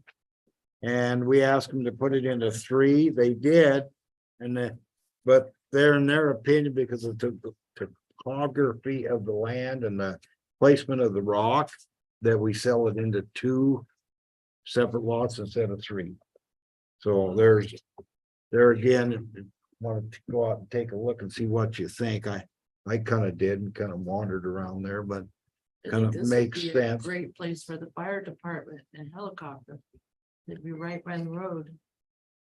Worst part about the helicopter, not mean to say anything, overhead power line. There's none out there well, there is right across the street. across the street. Yeah, but on these there's not. And this cutoff here, is this Herbst Road? No, you got Herbst Road just to the east, on the east side of this. It's like a And 300 feet or so. And the north side is, we have that road that goes to well for the old highway. So this is an angle, that's the existing highway is over here, the old road goes right here. You talked about holding out a chunk for a sign or for. Okay, and then that's further east of this. The chunks that the city, not only sign, but there's water lines and stuff there, and Buddy wanted to preserve that. It's like, So, right That's here, further to the east, be like right here. this side oh, yeah, here, yeah. But, yeah, that's this part right or this here. This part Right here, there. Yep. yeah. So this, part yeah, here. so this would be Herbst Road. Yeah, not over this. here. Herbst Road. And that Yeah, which is on this maybe side, 300 right, feet. you just put down. Yeah, it's this way. Yep. So the little piece we got is in there that we. that was That's the saved. town needed to have the right of way or some, Right, whatever. there's a water deal there, Buddy didn't want to let it go. Yeah. I had Buddy out there, yeah. Yeah, it's got turned around, yeah, this is east, I would agree. I think this is a better approach as far as. 2 lots. Those big rocks, I think they Sense, gotta be a yeah. little bigger for anybody to do anything with it. Yeah, I agree, because that's the thing with the smaller size, Takes those away. rocks take up so much that you have less ability have to to work do around. something, so having a little bit Well, slightly larger. 2 acres is a city block, just to put it in perspective. Approximately, a Shoshoni city standard block, No, there's no water or sewer on this, there, water right across, there's water Okay, right there's across the water. road. but no sewer. No sewer. And it would have to be, as of right now, it would have to be septic. It would have to be septic currently, correct, And the plan was to put this out for bid, yes, just a public. Kind of like we did with the last one that yeah, we can put, we can do, certain council member bought. but we could. Not But as we can council. we could put it out, yeah, put it out for bid. You could hold a public auction, So that part's not been determined as far as, we could bid it, we could put a for sale sign on it for. well, we sort of said we wanted to put it for bid, but I'm fine with putting a for sale sign on it, go. Kind of like what we've done with. We could do that, whatever the council wants, I'm good with, I think, whatever.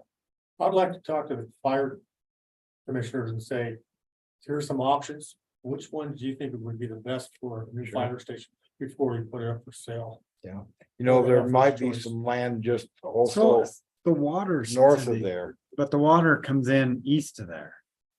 Or is it? Water It comes runs in north, All the way across. right across But the I mean- road. So. But I'm saying is water on the across- west side of Herbst Lane or the east side of Herbst Lane? Here's the water Okay, line. we have a water line comes all the way across Church Lane, That's the water the line. main And then where does it water go main. from there? Goes across Herbst and it cuts down across the highway to, It runs right down to Main Street. So what I was getting at, if they were on the east or west side of Herbst Lane, it wouldn't matter for the fire department. No, it would The not. water would be. Water's there, yes. That's where I was going with Sure. that. Tap by Cause if there was no water on the east side of Herbst Lane, then that would kind of narrow it down. That's what I was clarifying. The only difference on the east side down there, the city don't want. see if I can get you some top of it. East side of Herbst Lane, yeah. Yeah, the city don't. You're right. I forgot about it. Yeah. Alright, Without having that. And that would be a really good place for it right there. yeah. The city don't own it. I'll get those. Here's to GIS. Yeah. That's one for this one too. That's, yeah, that, yeah. I'll get those.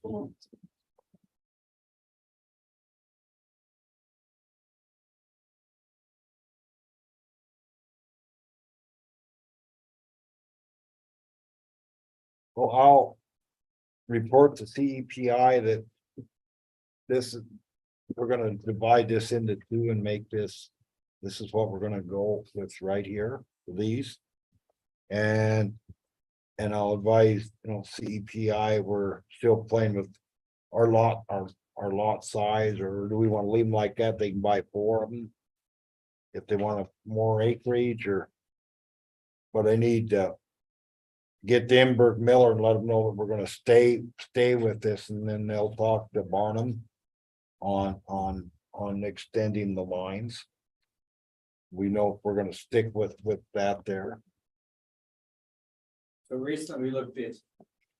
I guess this would be a county question, because if you do a simple subdivide, you can do it once every 3 years.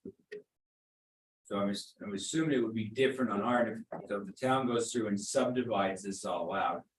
If someone buys 4, if they're gonna be locked into the, yes, you can, but if there's a time period, I said it's a Wyoming weird little rule in Fremont County about the 3 years. Okay.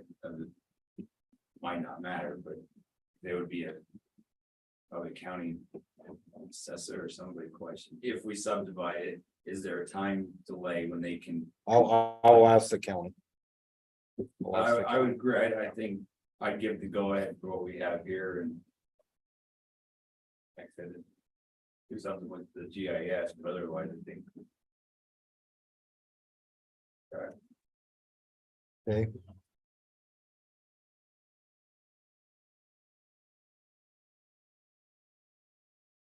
I move we. Have the 5-acre plot by the highway. For 2 sections. And accept the plot from. Forgot what name they were. CEPI, DPI. As their tentative layout as a front. can I have a second, that's on the approximate 5 acres, Oh, that's on both of them. on both of them, okay, as presented. On the approximate 5 acres and on the approximately 73 acres. That CEPI platted for us.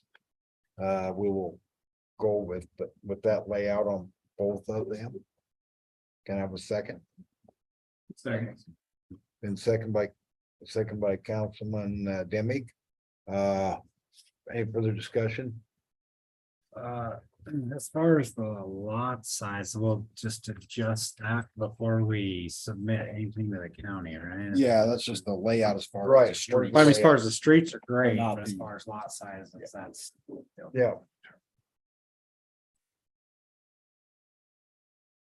Any further discussion? None being all in favor, say aye. Aye, pose same. Motion passed in the affirmative. Uh. Public Works, New business. No new Oh. business. oh, new business. Oh, lease of the acreage.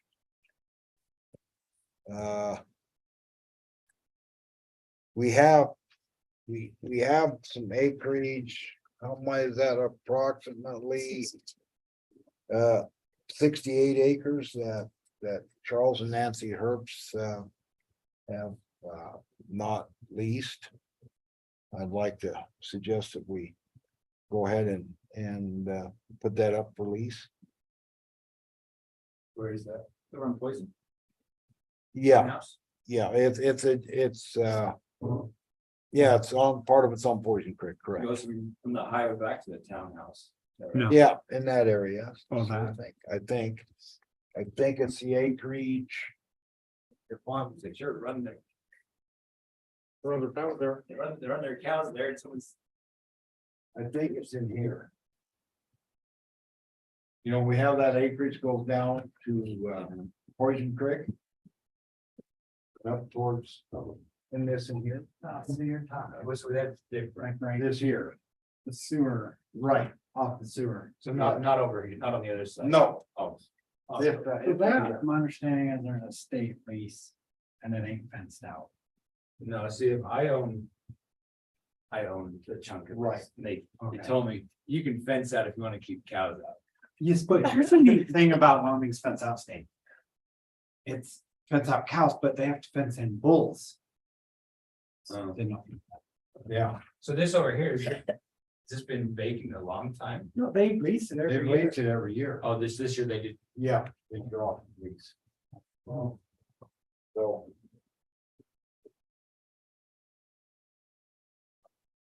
And I don't know if we need to advertise that for lease is the proper way to do it. It probably is. But I think we should lease it. Probably doesn't generate a whole lot of revenue, but better than. do Better than something. nothing, and then someone can get some use out of it. And then there's the property, what is it? Oh, I think it's 60 some acres, that might be 68 acres, that might be 80, that is, but we have. On where we're looking at our 5 acres, we own all that property in there. I did have a rancher approach me, said he'd be interested in leasing that, said the grass is really good. We may sell this 5 acres. Depends on what you'd have to be aware of that. I'm sure there's, See, are you asking to lease 5 acres or 8? no, I think 60 some acres he's wanting to. So it's gonna go from here back to the town. Well, he would be from, it's fenced off, it's where our well bore is. That road that goes down, it goes down by this property here and goes down. The, So it would mesh with what the other, with what Herbst have been leasing on. sort of on the other side. Well, maybe it's, Somebody might have to put a fence. Well, I've been thinking about this deal too on the town leases and fence out state and all that thing you're talking. I personally think it'd be a good idea for the town to lease whatever rangeland, but put in the contract that the leasee is responsible for all fences to keep their cattle on that lease. So if because it's our lease.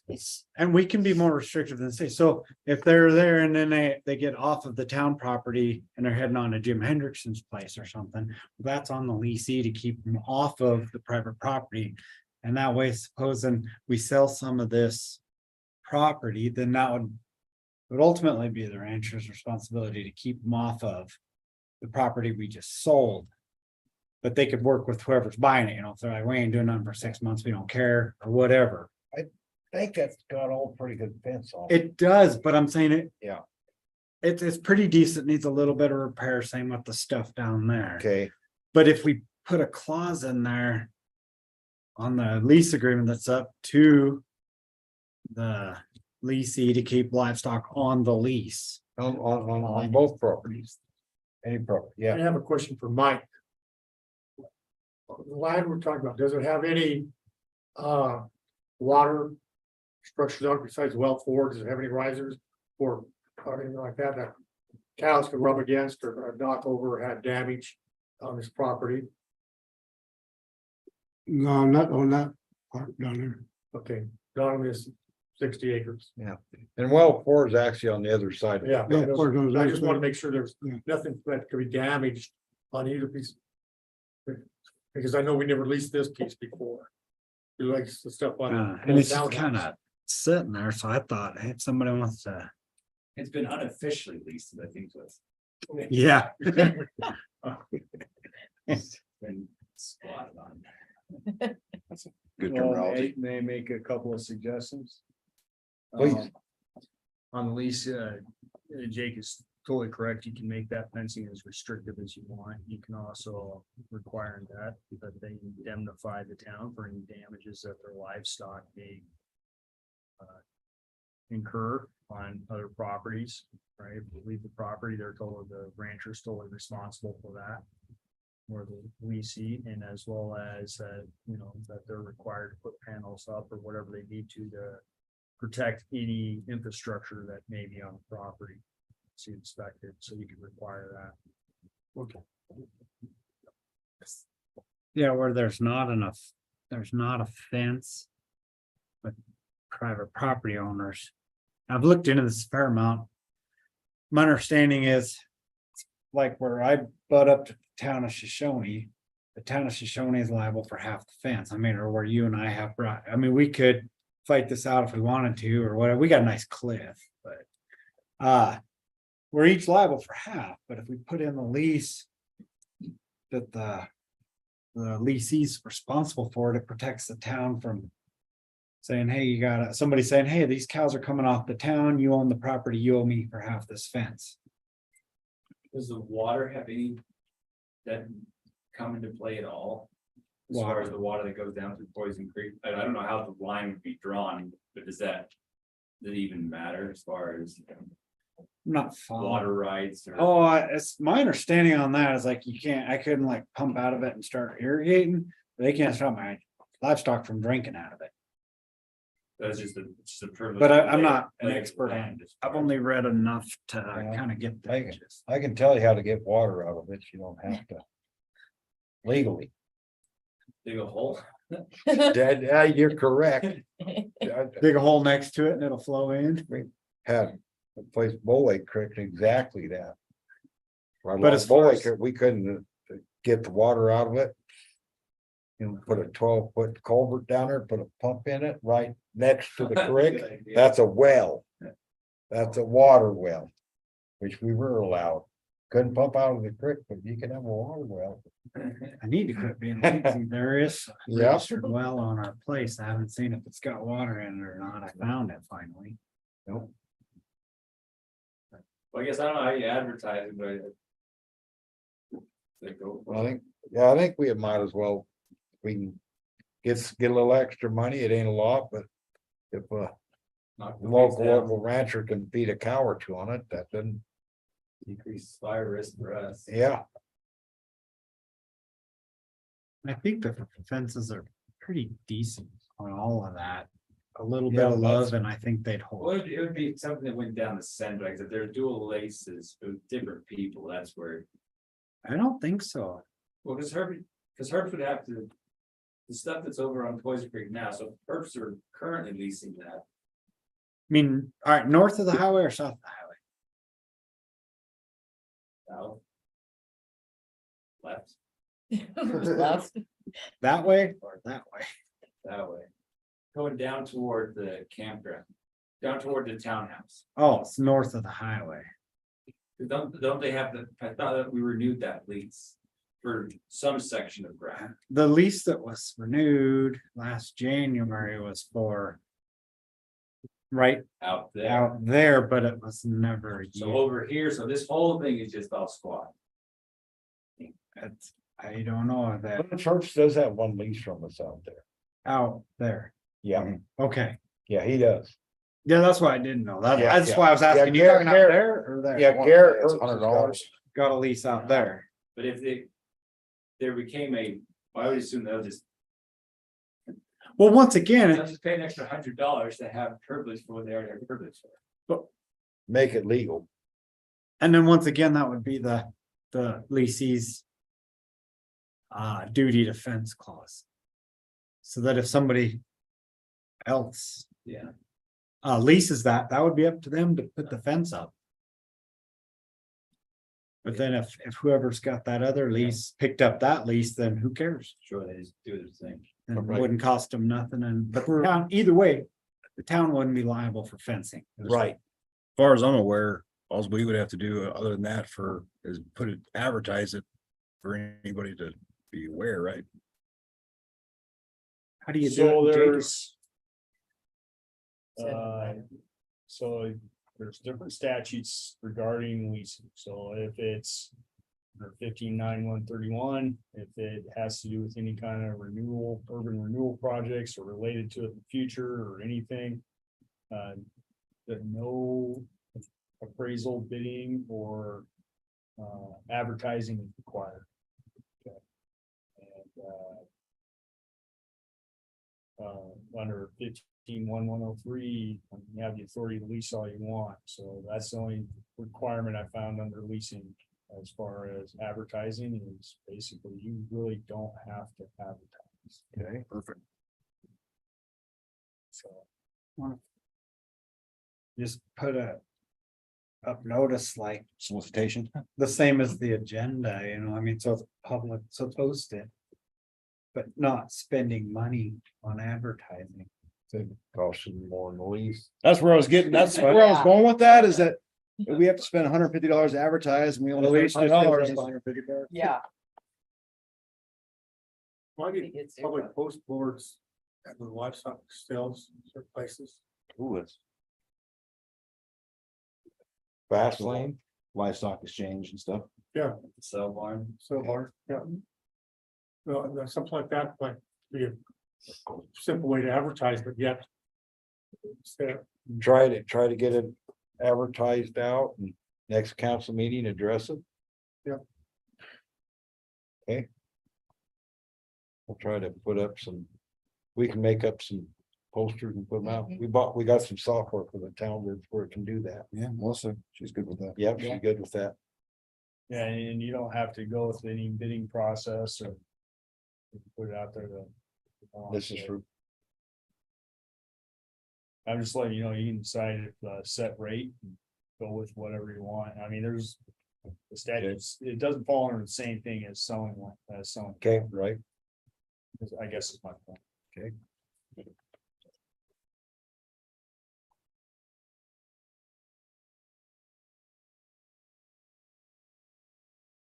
We ready to go to public works? No, Oh, sorry. Do you need a motion on the leasing? Yeah, do we? do we? Say that again? Do we need a motion on this leasing or we just move forward?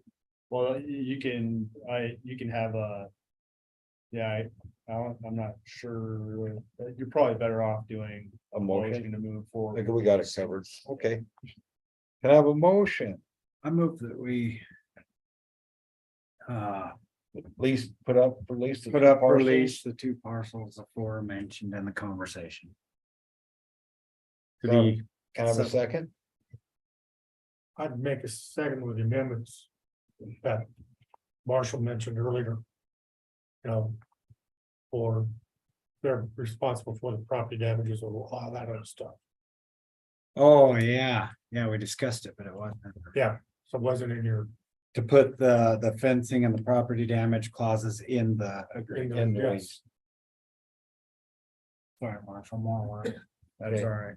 all right. Has been moved and seconded that we put up the two parcels for rent with the mentioned clauses to protect the city and from fencing and damages. Marshall worked that up. Any further discussion? None being, all in favor, say aye. Aye. Opposed, the same, motion passed, all in the affirmative. Public Works, please. Oh, Nope.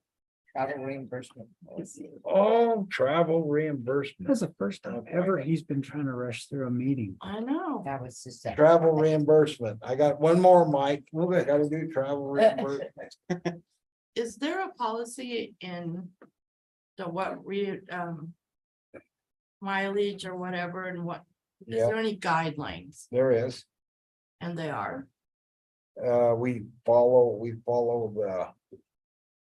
the IRS, federal government mileage, GSA.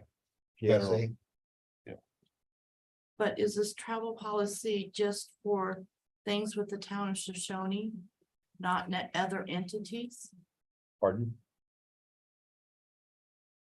This travel fund, is it for just things for the town of Shoshone? Or is it for other entities too? Or we pay for things that are associated with the town of Shoshone.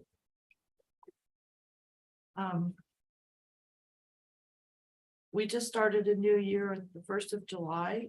Okay, How much of that reimbursement's already gone?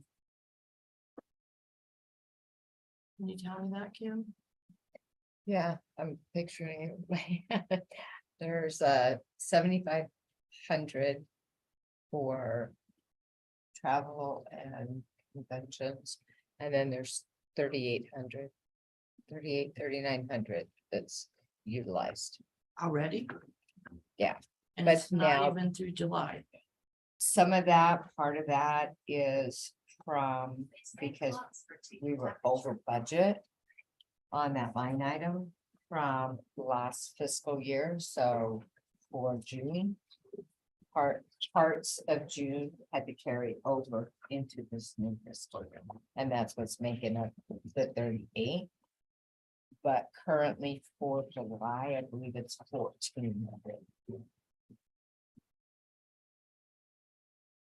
So there's a total of 3,800 utilized of the 75.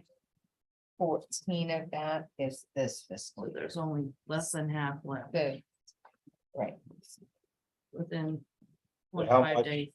you said there was. In July, there's been $1,400 in just the month of July. right. And that was for things for town of Shoshone or? So did that cover my RAM? That Yes. last June, that he paid in July? Yes. No, yours was in June. So that's my Yes. question.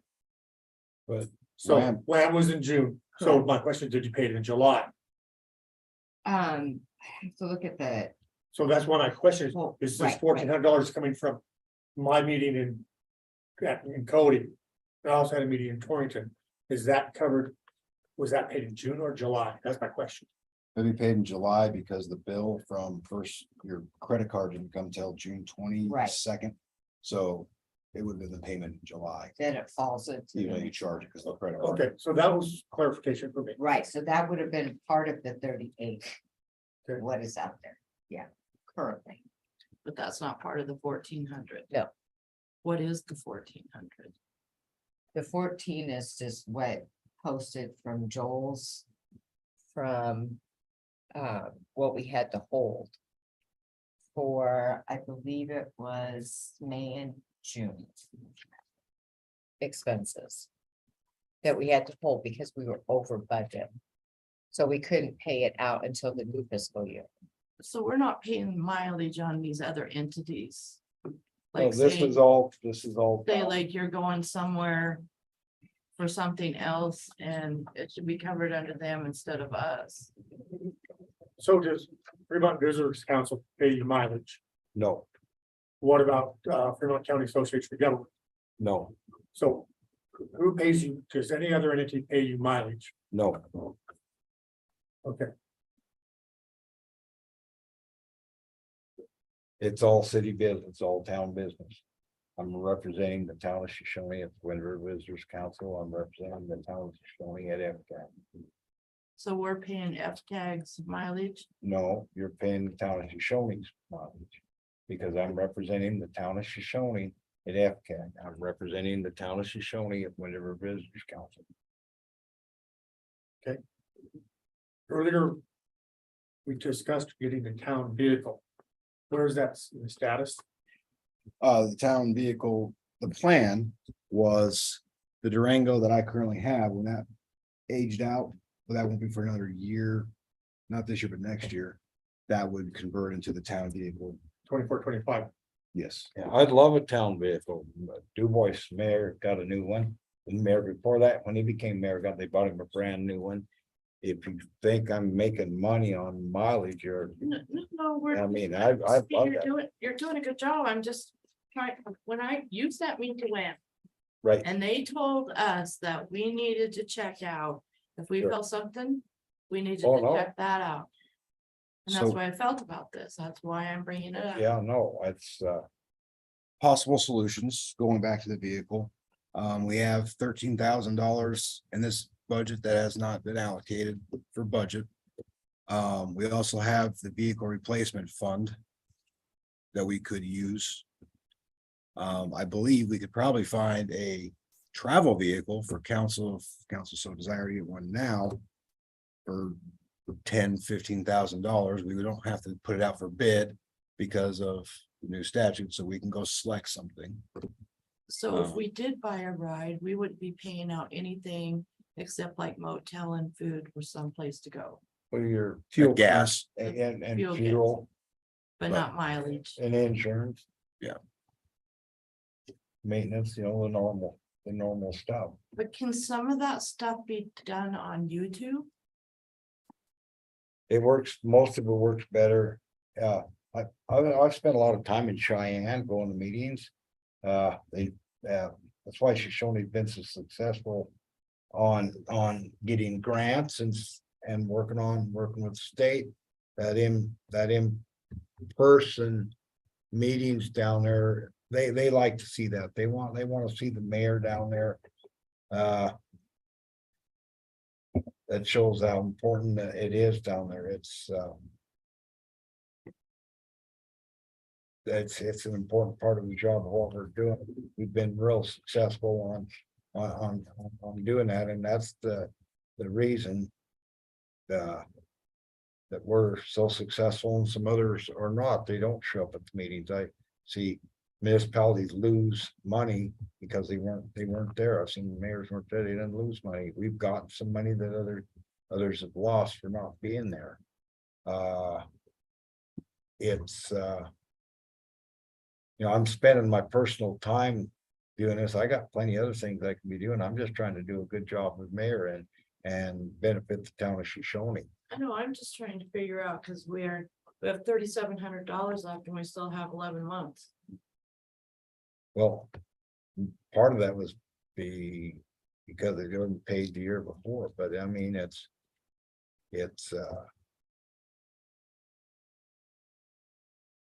we I know, but what I'm asking is, how do we fix this? You know, Sure. we do YouTube, we got telephones, it is technology now. Maybe there's some things that shouldn't be covered on mileage. Different entity stuff.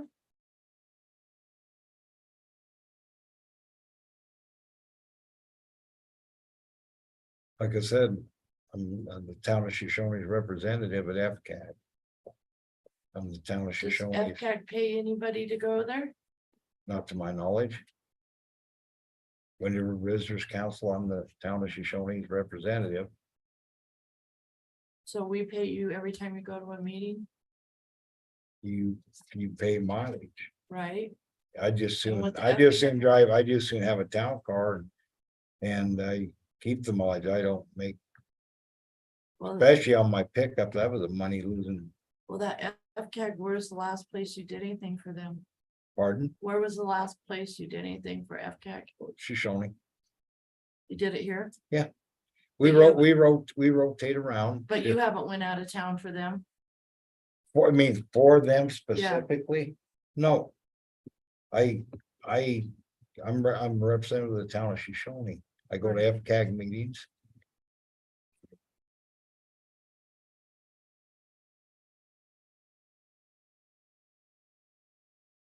Wouldn't we be better off looking for a car?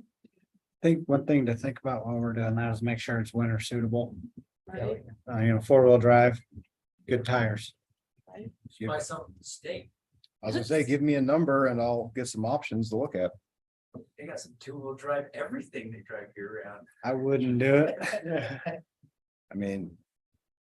If we want to accelerate do it a year sooner, we can get the Durango and swap out later this year, but Maybe the more economical if we can do it. Get another Dodge Charger, it's good.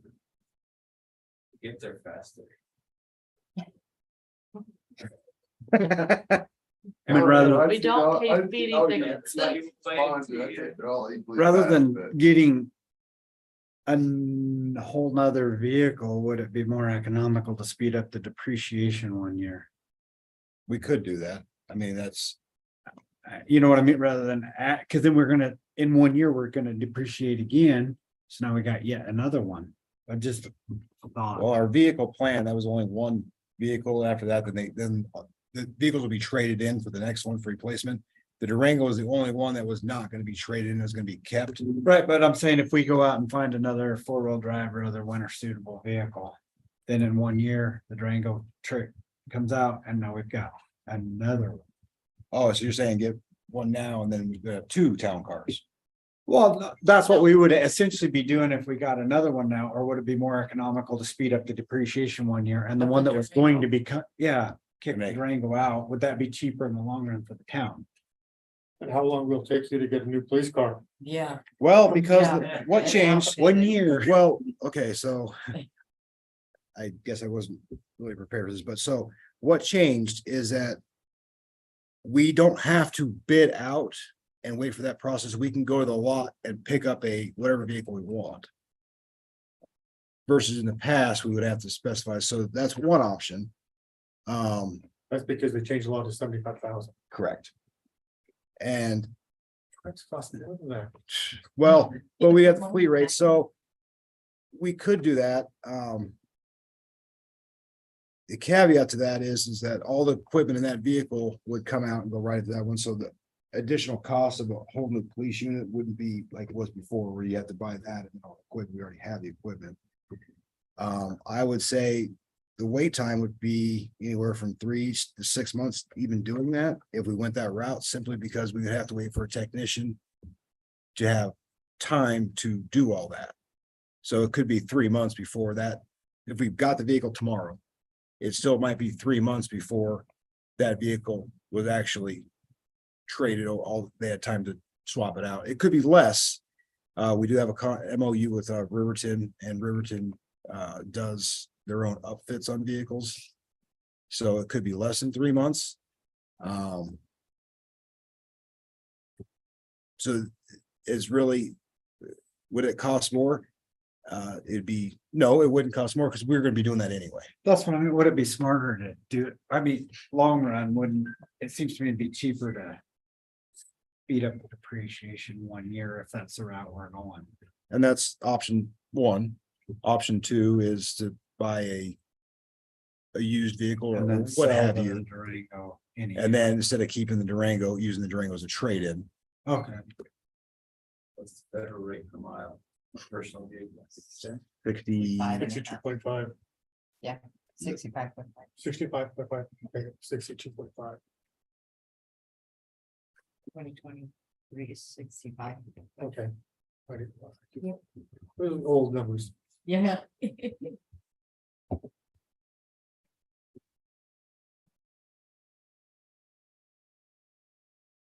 so I mean, those are the options that we have. I mean, it was just the plan that we had in place is, the 6-year plan, 6 vehicles, but we had to start from scratch. So we're just now getting that first set of series where we go into that cycle where we're at the end of that, but we had still, a year. Well, I just think if we did look for vehicles, it would make this money stretch that is left for gas and whatever else. Well, it definitely put less wear and tear on the mayor Yeah. and town council when they're traveling on their personal vehicles. Right. And it would. Because of that, it'd be, obviously less to the town over time, But that was always the plan. We knew that 4 years ago when we started this process.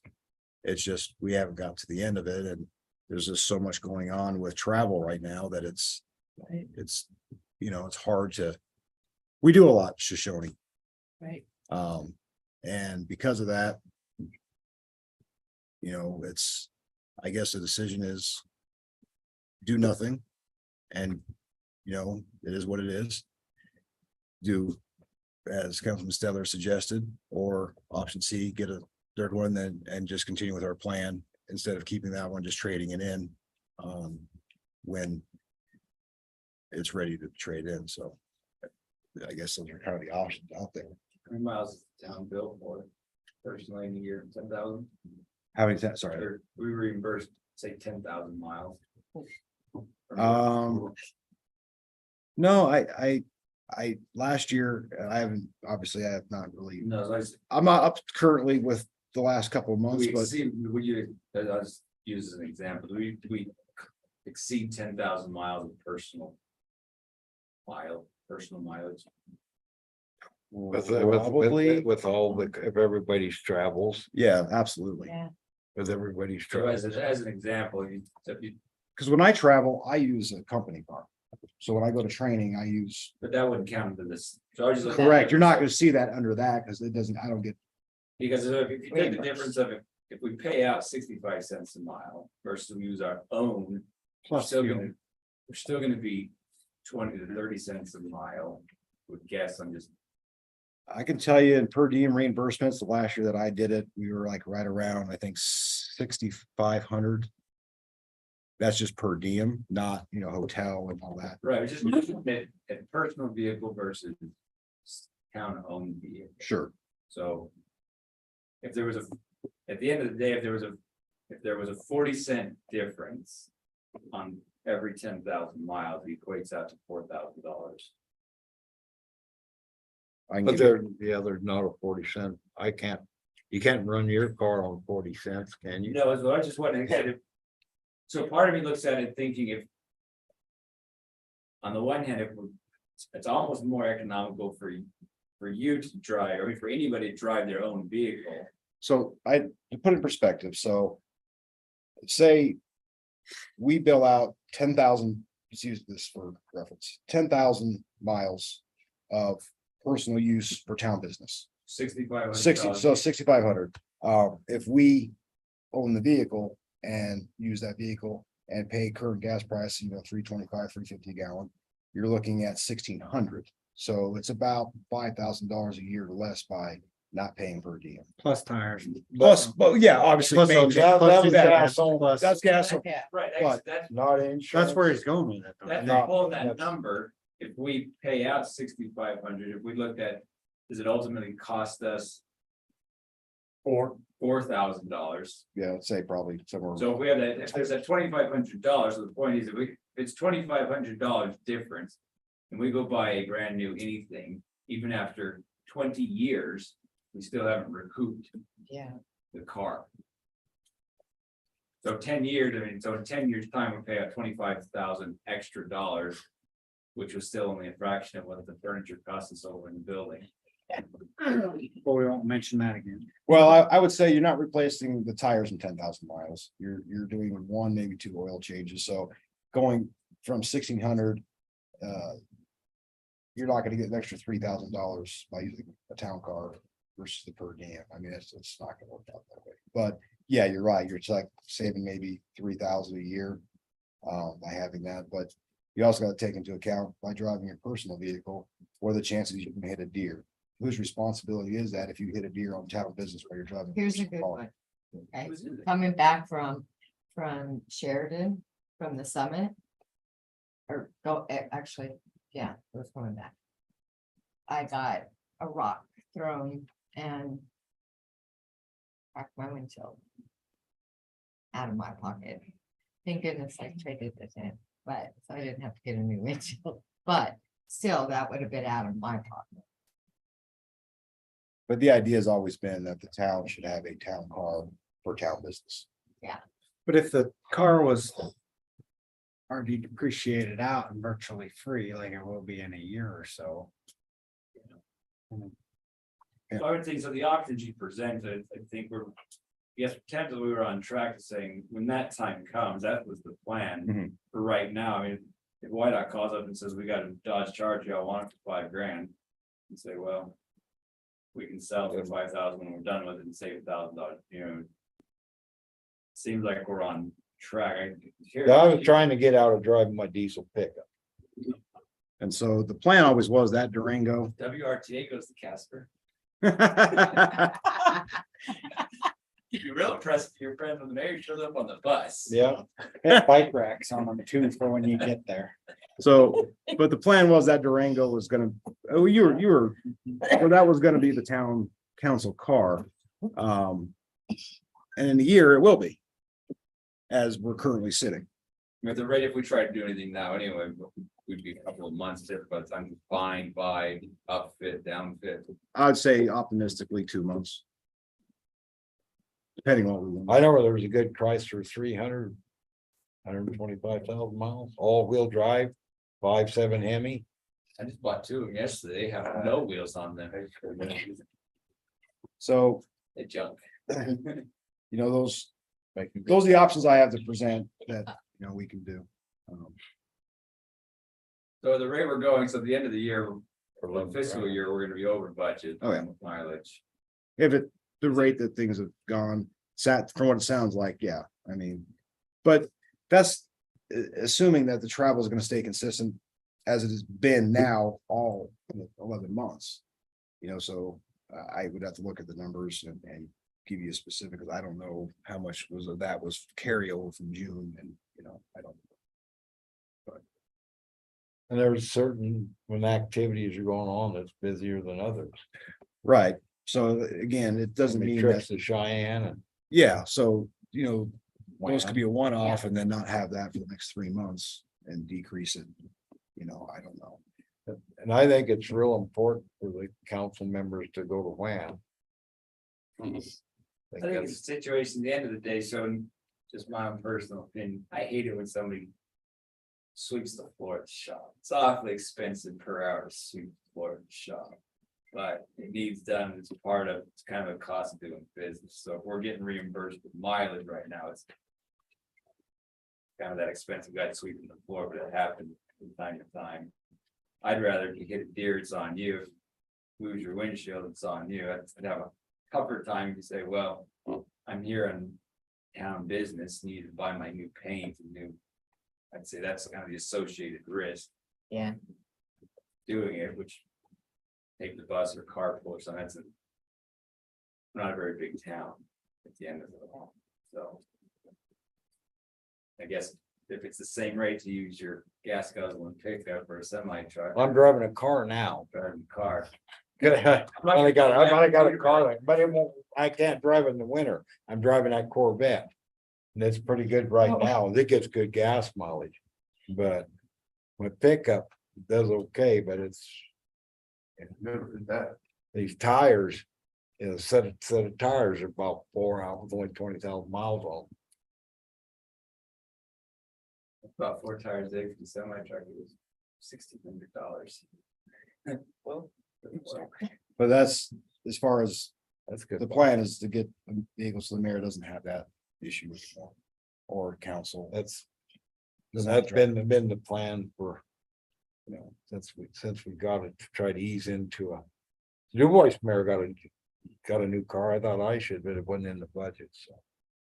We'll call back and repo the Ford Explorer. Yeah. What I can do is I can look into some things and get back to you next. I was week. just not this, whatever these guys, I don't. If we can afford to stay the course, maybe that's just the most economical. I don't know. You're the numbers lady. But spend a lot of time in Cheyenne, how many millions of dollars we get in grants? Oh, yeah. I think. I mean, you know, and that's. Well, I'm just saying. I we don't just put need to that time figure in. out Something to help make this Sure. stretch.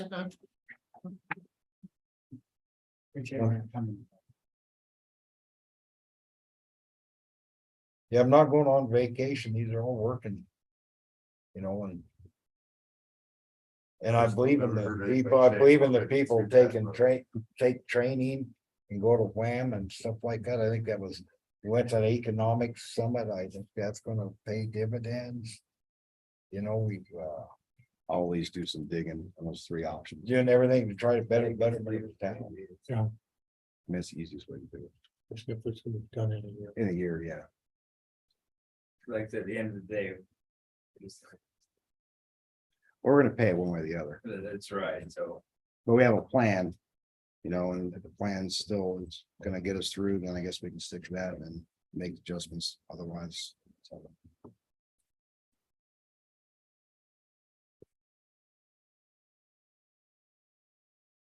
Let's move on. Okay, very good. Mike, it's your turn, it really is. Herb, what you- Now we go. Good evening there. Council members, Mayor Highsmith. Name's Mike. We're still battling the mosquitoes. We still have Bart and Mike out there spraying when the weather cooperates with us. We've been getting some rain and wind. Mark Taylor is no longer employed with us. He resigned unexpectedly. But we did hire Steve Mullen as a summer help to replace Mark. And he's out there helping Bart continue cutting the weeds and grass around the town property. In the parks, and the vacant lots. The contractor Barnum, he repaired some road cuts up on 7th Street for mayor's speed trials. And they repaired a little bit on 4th Street, just a piece of it. They didn't go all the way to the other end of the street. Like they ran low. Yeah, they run out of material. I don't know, they said it was because they were gonna put something there, something, I have no idea. That was Mike's, Mike was the one that's was on that. Gordon and Associates, they're gonna be taking some water samples at well number 6 to see what the type of gas getting in there. Mike is getting everything ready up there. And as soon as he's ready, then he's gonna call Gores and Associates, tell them that we're ready to flush it. He was gonna flush it today, but he had to go get the door, the vault door. So we'll probably flush it in the morning, have that ready for him. And that's just part of their investigation on that groundwater supply level 2 study they're doing, Gores and Associates. Oh, and the well rehabilitation that is scheduled, it won't be scheduled till next year according to HDR. They're still working on that. So other than that, we're still moving along. Now, we just discovered we have a leak in our aeration system down here at the lagoon. There, hot air coming out of the ground there. We're gonna have to probably dig that up and repair it.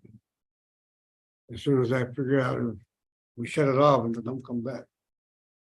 I don't know yet. Yeah. I don't know, we'll come back here to that pipe and come out. But yeah, Mike just discovered that yesterday. And I went and looked at it. No, pretty good. I don't know what size pipe it is. I did find some maps that says 8-inch, but I'm not too sure if it's that sewer line or if it's that aeration line. But I was still looking at some maps down there at the wastewater plant that we have down there, because I didn't find anything in these ones. So these are mostly water over here in that dosing system, that's all. But I did find some down there today when I was looking around. Other than that, that's it. Got any questions? I've had people ask me about grading the roads. Oh, that, yeah, I still, Okay, I'm sorry. yeah, I still have a. What's his name? Dave Asphalt. He's kind of booked at the moment, So you're gonna contract out someone to grade the dirt roads? yeah. Dave Asphalt. He was the low bid that I got. 71 was like $4,000-5,000 more than that. So nobody still on your staff knows how to run a blade? Oh, on those, yeah, Yeah. we can run those, I mean, you're talking about the, It's just the gravel roads. to Yeah, grade yeah. them, you know. oh, yeah. Bart was doing that there for a while. Okay. But Yeah, because there's he hasn't been on. it. complaint by the property that we're selling, that still city building that we're gonna move with Tim Thompson. But he's complaining that he's got, and he does have a pretty, Yeah, I've been over that yeah, Which one, that one down? with Wyoming. yeah, I think it's Wyoming.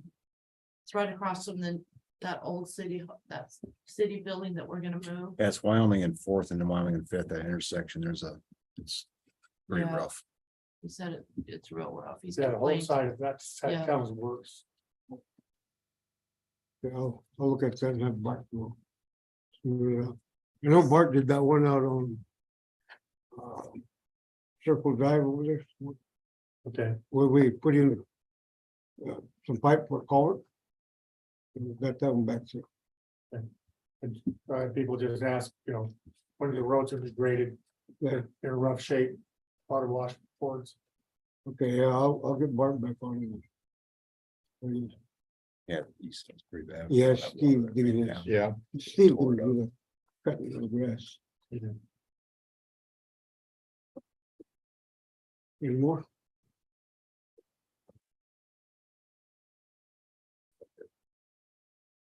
Thanks, Mike, appreciate it. Thank you.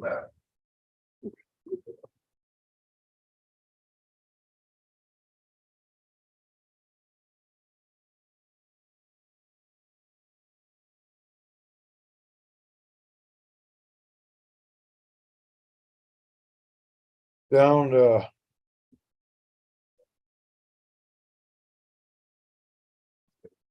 Round table. Oh, no. Yeah.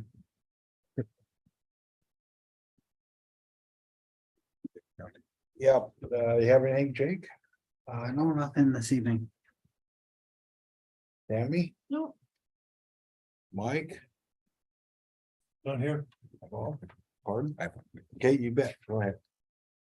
I just want to give an example on our ordinances. I know that's been something we talked about getting on the website a little bit more discernible and easy, so I'm just gonna show you real quick. So you'll now find a tab that says Shoshoni ordinances on our website. If you click this, it'll take you to this initial page, and under select a book, we can publish our master plan, so it's fully accessible by the public, as well as our town codes. And if you click on our town codes, they are now organized by article, and so if you had, and they're all up to date with our current, any changes that have been made.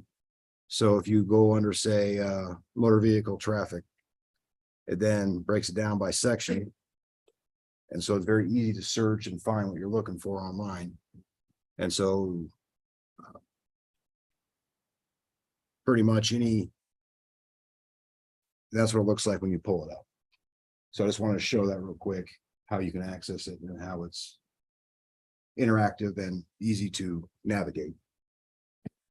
And then any changes that we make to it in the future are as easy as going on to this. And we have the ability now to update it directly on this with the most current revisions for the general public to be able to easily navigate and find our current ordinances, as well as our master plan.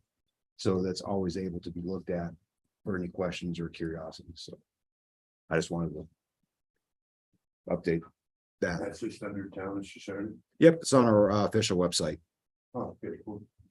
And so Interesting. a little bit easier to get information for the public. If they have questions, they can find it a lot easier and navigate it much easier.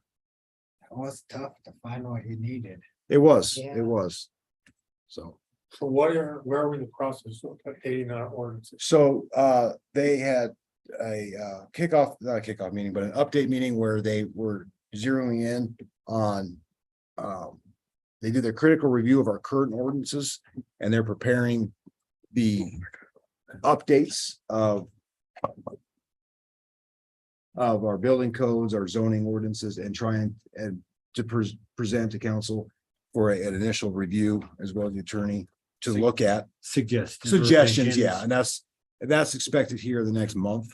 So we'll have that, and then that way we get some input from the council. If you like it, don't like it, too restrictive, not restrictive enough, what have you, give feedback back so they can finalize it basically. So I guess in a nutshell, they're gonna provide a rough draft of their suggestions of what we should be doing. And then we'll have that rough draft to look at. So first September, I believe here in August, we should, yeah, sorry. Yeah. I'm a little tired, okay? you're welcome. That sounds stupid right there, but fair enough. Yes. That's. But I just wanted to show everybody that that's there, it's easy to navigate. So if anybody has questions, it's Should be able to look those up to know what you can and can't do. absolutely. So It's really easy to get to. compared to how it was before, where it was very Yeah. hard and disorganized, now it's organized.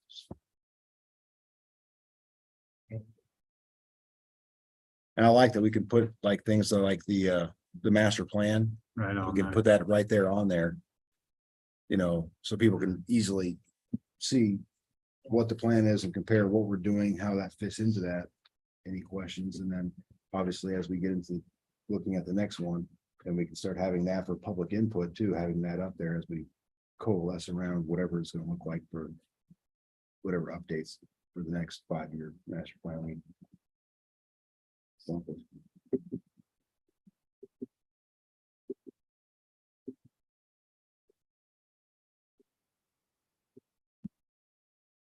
I can keep talking if. I do have one question according to the, well, if you guys did approve Larry or whatever for that town hall, what are the hours going to be that I can work?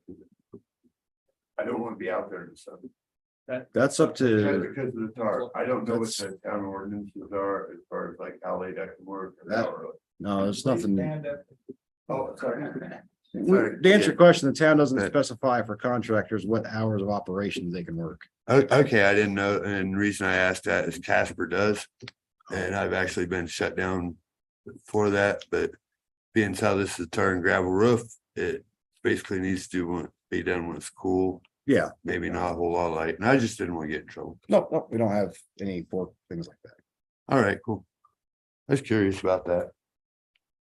Where are we at? It's all you. You were gonna adjourn, I think. Yeah. Oh, I gotta touch on a couple things. Shooting complex, yeah. They still wanna build a world-class facility. They're moving forward. We talked $4 to $10 million. The state has put forward to that, in it's gotta be a minimum of 2,000 yards, the experts say. I personally think it should be put near Shoshoni, but I got everybody, FCAC, we had our last meeting, everybody's on board with that. County commissioner that we're gonna pull together. And I approached him about, they're gonna need to get some skin in the game, get some funding, so we're working on that right now. We probably in a couple weeks gonna have a proposal to the county commissioners. Think economic development funding could be for part of this, for the startup, we will, what came out of that meeting in Casper, that they're probably gonna have a short list that, I don't know if it's gonna be in September. We have a meeting in September that's gonna be in Riverton. That we need to show up and enforce for that, we got it in Riverton because it's told Fremont County, Central Wyoming, Shoshoni is not Casper. So anyway, we did get the meeting here, so we're trying to put together, you know, a good package. This will be good for Fremont County. Hopefully it's near Shoshone, be good for us. It's probably gonna employ some people. We're talking to maybe 3, 4, 5 people could be employed by this. I don't know if they're gonna put what they say they're gonna want to put in.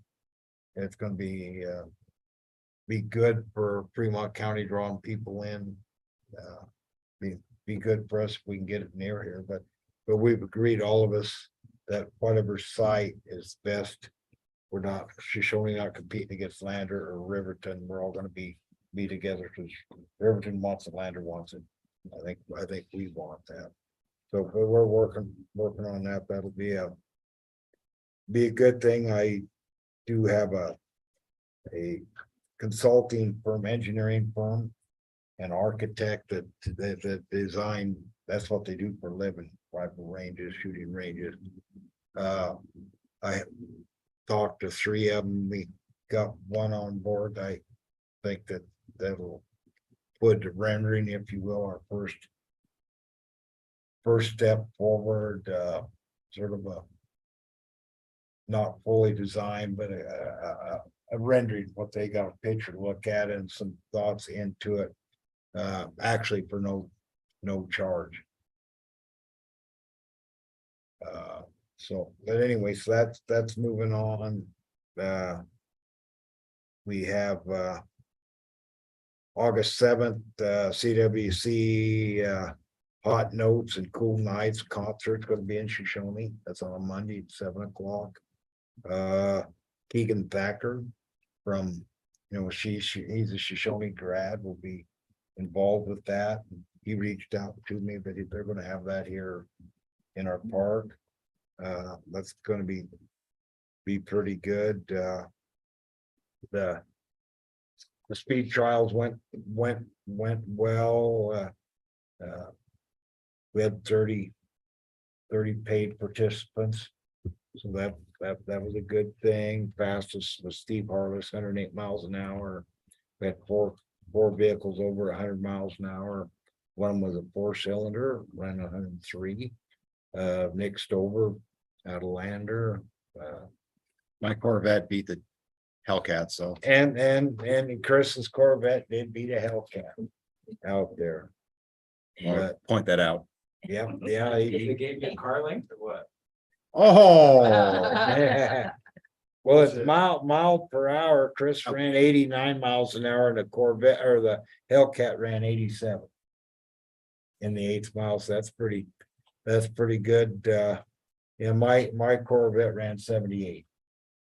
But in any event, and there again, Fremont County Rodeo Queen, Charmaine Dewey, came out to the races. And she likes fast cars, enjoyed it. She may have a fast car in her future. Her dad's not too happy about that. I guess but she'd like to have a Mustang. I think that's talking about anything that's any importance. Anybody have anything else?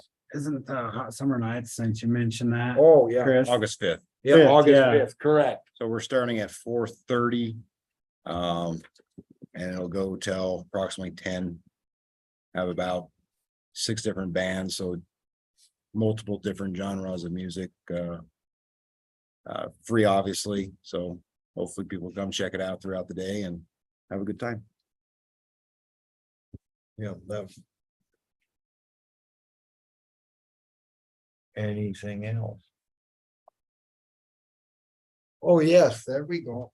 Come and speak. Hi, guys. I'm not much of a public speaker, so bear with me. I'm here to actually try to get a trailer house moved from behind the Presbyterian Church, which is over there to Fifth Yeah. Street. You were here early, you were here. Was it last year on the same trailer and Mhm. we talked about needing to be electric inspection and all that stuff, correct? Yeah, and I have reported everything back to Mr. Highsmith and everything's good on the trailer. The electrical's fine. There's nothing wrong with it. There are a couple little things I do need to update on it. Which everything, once I get it moved, everything will be updated on it. So it will take a little time, but I just need to get the okay to get it moved because right now. The Presbyterian Church has got the title waiting for me. I just talked to PMS today. And they're just waiting on the okay from Town Hall. And that's all I'm really waiting for is just the okay to get that trailer house moved over. Does it meet the requirements for the year? It's, what year is it again? Our cut was 74. That's correct. It is a, hold on one second. I believe that's where, It's a 73. and I believe that's where the gray area came in, was making sure that the electrical was up to standards for that year. And everything's up to date. Okay. Yeah. That's that question I had. And the location it's gone to is zoned R3, is that correct? I'm not sure what Actually, it's zoned, It's but not zoned, it's zoned for a trailer park, I believe. it's right next to 104 West Fifth. Oh, So I believe it's 106 West Fifth, Idaho and. Oh, you're going to, right next to my oh, grandmother's you're not, house. oh, I thought you were moving to Missouri. Yeah, No, okay, sorry. No, I'll be, Is R3. Purple's I R3. purchased that lot, This is our, yeah, it's R3. R3. And there, and it's a trailer lot where there was a trailer end before. Mhm. But it is zoned R3. Okay. R3, okay. And I think the question was because of the age electrical. Yeah. You had the electrical inspected. That was the holdup last. Right. Yeah. So this is sort of like old business. I think that was. Yeah, we should be able to pull your application and we need to put it on the next agenda for officially. Are you on a timeline where you're needing to move it ASAP? Yeah. I am on a timeline. So, When are you needing to move it? Well, PMS said as soon as I get the okay, they're gonna move it, so the sooner the better. Either do it in a regular meeting or call a special.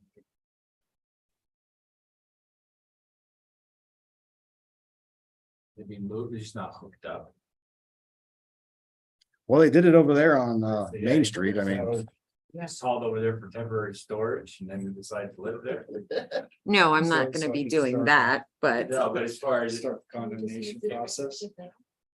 if we haul, if it's taken over there now under, if it can be stored okay. until it gets approved from council, they're not gonna give you water until it's approved anyway.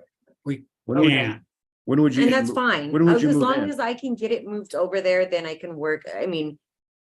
Then I can work on getting everything hooked up. The problem is, you guys have already approved it again. right, we can't, if you'd have said something like before 7, we could have put it on the agenda And voted on it. and I voted on was, it. oh, No, it's, I tried, I just got off of work and hauled butt over here, so. or, yeah, shout a message to one of us or something yesterday. Yeah, or full, yeah. last Well, this was Friday. actually just something I found out Yeah. today, so. But the problem, once we have an agenda, if it ain't on the agenda, we can't vote Can't on it move on it. by law.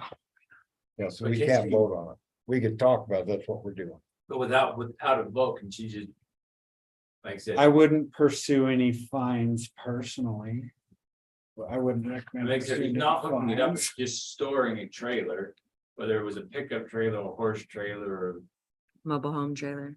or mobile home trailer, it was set, not hooked up, just stored on the lot. I wouldn't. I think our ordinance doesn't allow it to be moved. I had to have to go through. All that, always that, yeah, you're right. Yeah, Yeah. it's- So it'd be different if it was coming from, say, Riverton or something. but because she's physically moving it from one Yeah. location to another within this Yeah. town limits, that's what that permit process is. Can you repeat that, please? What was that? Moving it from one spot in town to another. That's what that application that you had filled out initially. Yeah. That's what that was for, to be approved. Versus not, so that's what we were talking about. I was thinking if they were bringing the trailer from Riverton, as an example, they just bring it, they set it over, store it, but we're talking about because it's In town, in It's town, this it's way. falling under. different ordinance, okay. Can we just have a special meeting for tomorrow? I can be here. I need 2 councilmen to be here. Cost town $350 every special meeting, just, We'll talk fast and get out. it doesn't matter. We're It gonna costs have the to take town 350 1 hour, 5 bucks. minutes. Well, some of the council members were cheaper than others, so. Yeah, well, Just you saying. could take the night off and let the cheapies. Yeah. I'll be The out. I don't cheapies. think I'll be. I'd have I'm to just be trying to 2 figure out a way councilmen for to her come. to be able to do it. Yeah, So what because time you it's go to just, work? In the morning? Yeah. 24 hours 7 notice. o'clock, 8 hours. 8 hours. What time? 7. I was up picking raspberries at 5:30. Bring someone down, we might be here. Oh, yeah. In the morning. Cause I know they did that for me when I moved over here. They had a special meeting so I could get moved over quick. Cause I ran into a time limit.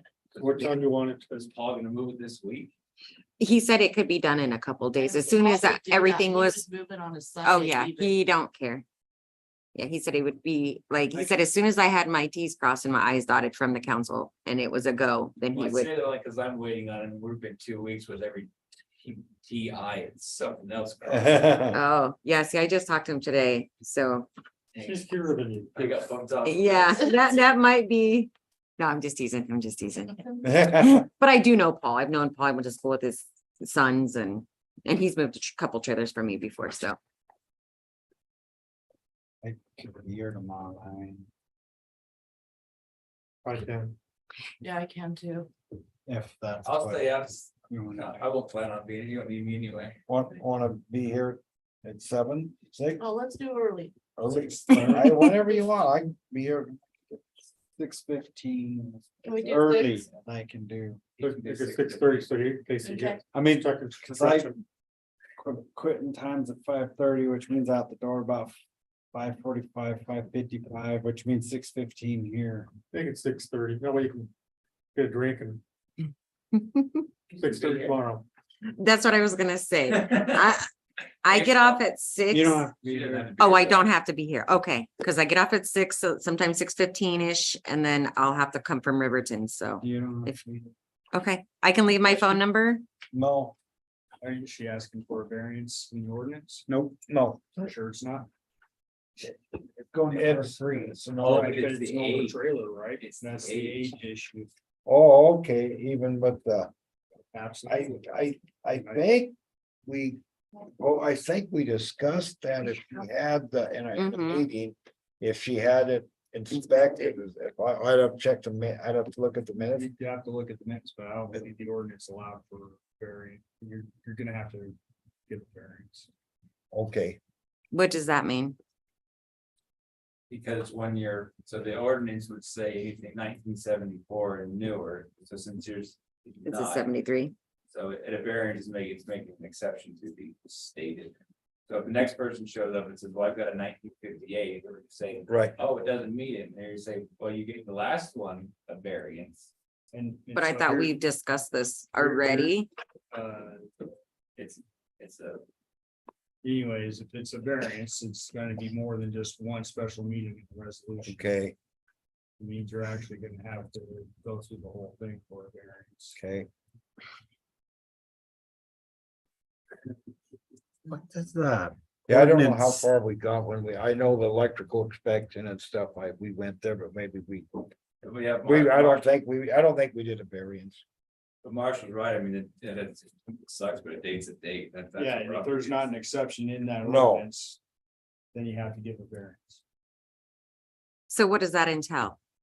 Time, Now, and who approves that? You guys or? but it's a protocol thing of, Right. How it's done. Just like the thing is, policy. It gives people a chance to express their opinion. So it could still happen, but as far as the urgency, can we do this in 24 hours? And just Okay. hit a wall. Do you think it could be done within like 2 weeks? Would that be a timely manner? I don't have the ordinance. I don't have that would be in my head. Do we gotta advertise that 3 times? Is that on the website?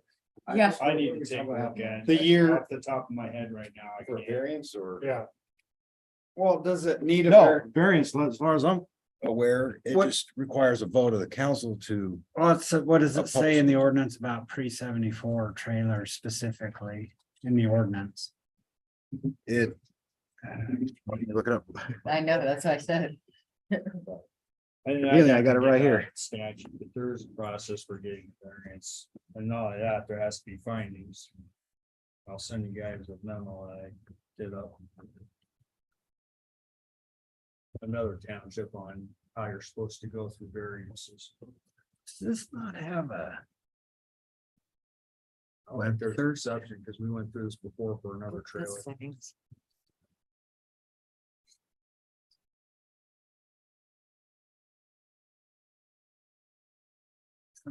Service here. I'll put it up on the screen. that do.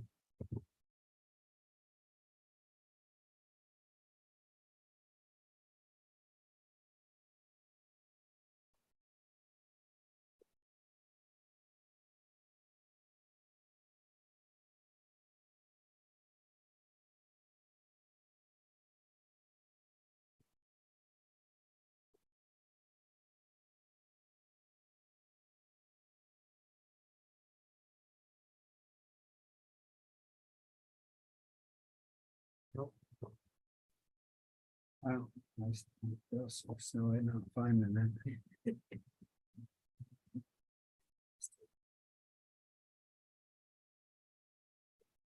And that Mobile Home Manufacturers Association, when you cross-reference it, that's where it goes back to the 74 code.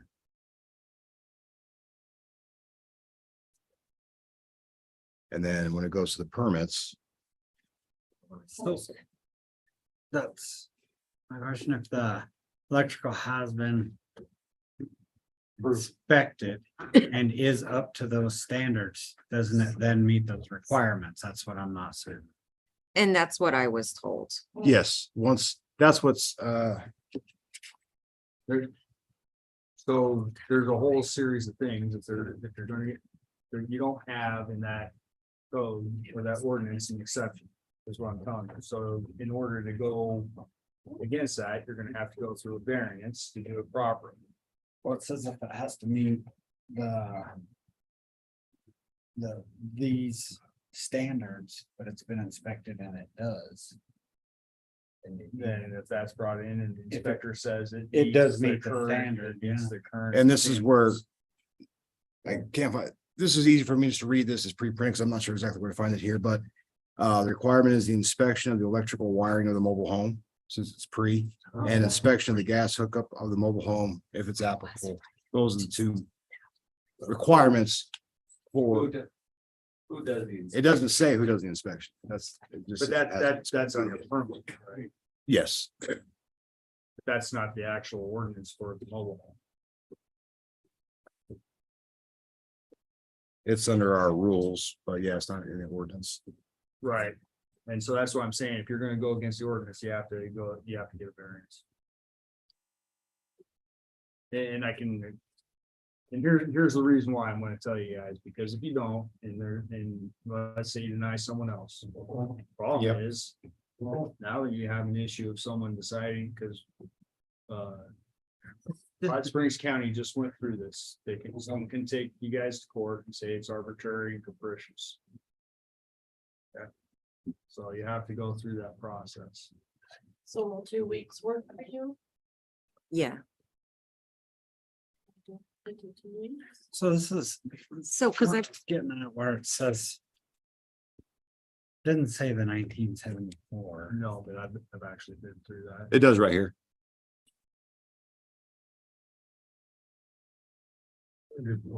under A alone. And any amendments there too. And I'm gonna tell you. You're right. You and I have talked about this before on other ones. And the Those amendments were amendments- administrative, they're not.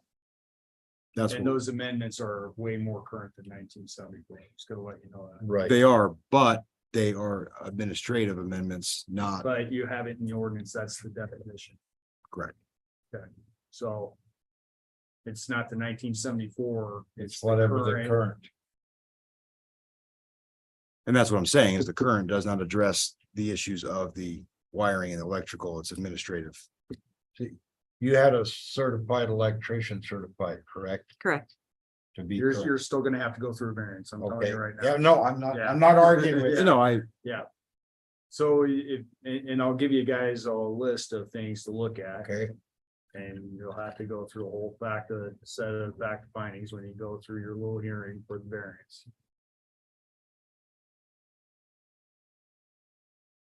Then you can decide that then. Right. okay.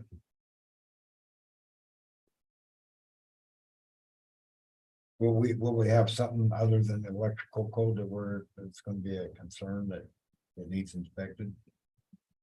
She has a certificate, she has a certification from a certified, master electrician Mhm. that it meets current code. I would have to review some stuff. What I'm telling Okay. you is, right now, you're trying to make a decision tonight, you can't. We can't, no, yeah, we know we can't. And we can't tomorrow either. is what you're No, saying. no. just trying to figure out what we need to do in the future. Step by step. Yeah, well, Marshall will get us guidance, so we do everything correct. So we need to put her on the agenda for 2 weeks. Yes, Is there anything that I need to be doing in the meantime? I'll have to get back with Chris and Chris can reach out to you. Perfect. I got a We want current, Things like the inspection report and any documentation that you have and say. Here you. I've already gave it, but If you give it, then it's fine. hold on, I gotta go to a different.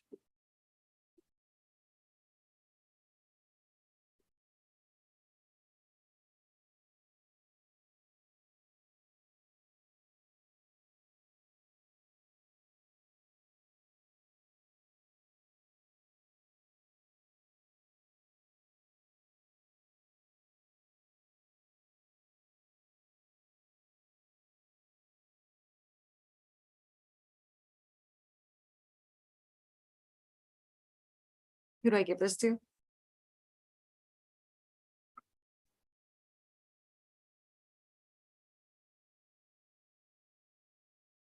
If you guys want to make a copy, that's fine. I just need that one back. That's electric. Yep. Letterhead and all.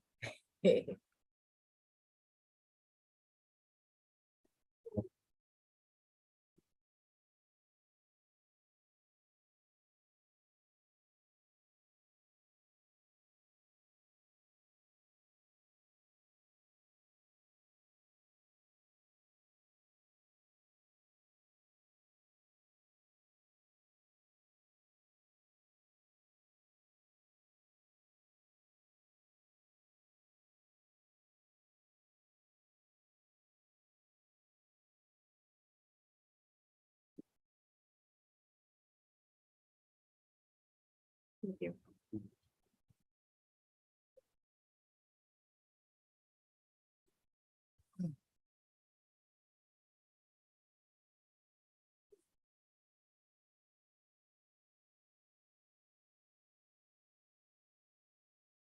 In for, I mean, you have to give enough time for public notice. I mean, it doesn't have to be a full-on free hearing deal for the zoning variance, but you have to give a public notice, adequate notice. So if we, and a reasonable amount of time, so if you're gonna hold a special hearing, you just need to have enough notice so the public can show up and talk. so at least a week's notice. I would say so.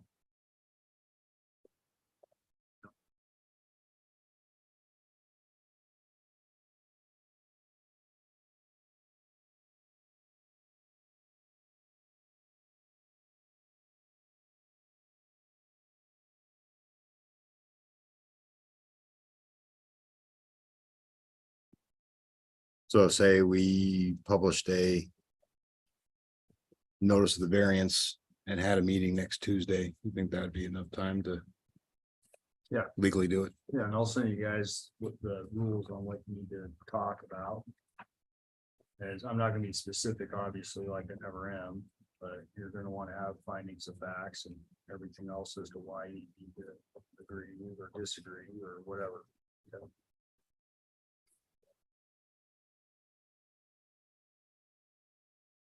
So is this special meeting still necessary?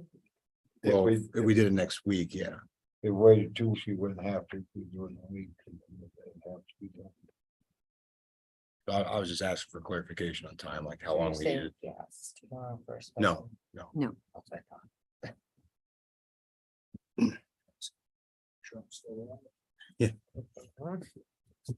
Sorry for keeping you guys here, but I didn't mean to.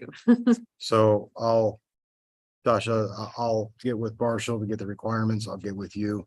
And then I'll get, once I'm informed by the council of what day that, based on the guidance we get from Marshall, I'll get that published and notify you when that'll be. So Okay. you'll have that information. Thank you. Hey, guys, thank you so much. I appreciate it. Thank you. Have a good night. You bet, you too. Thank you.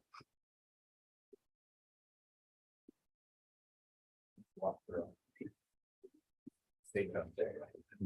Yeah, I just, Such a jump. I ain't coming back, but yeah, I just don't want someone coming back, trying the same thing. Now can I have a motion to adjourn? I'll make that motion.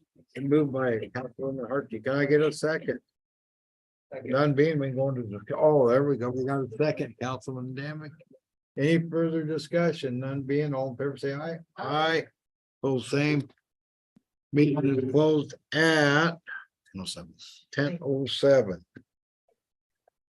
10:07. I've never been to a town council meeting before. Appreciate seeing how it looks.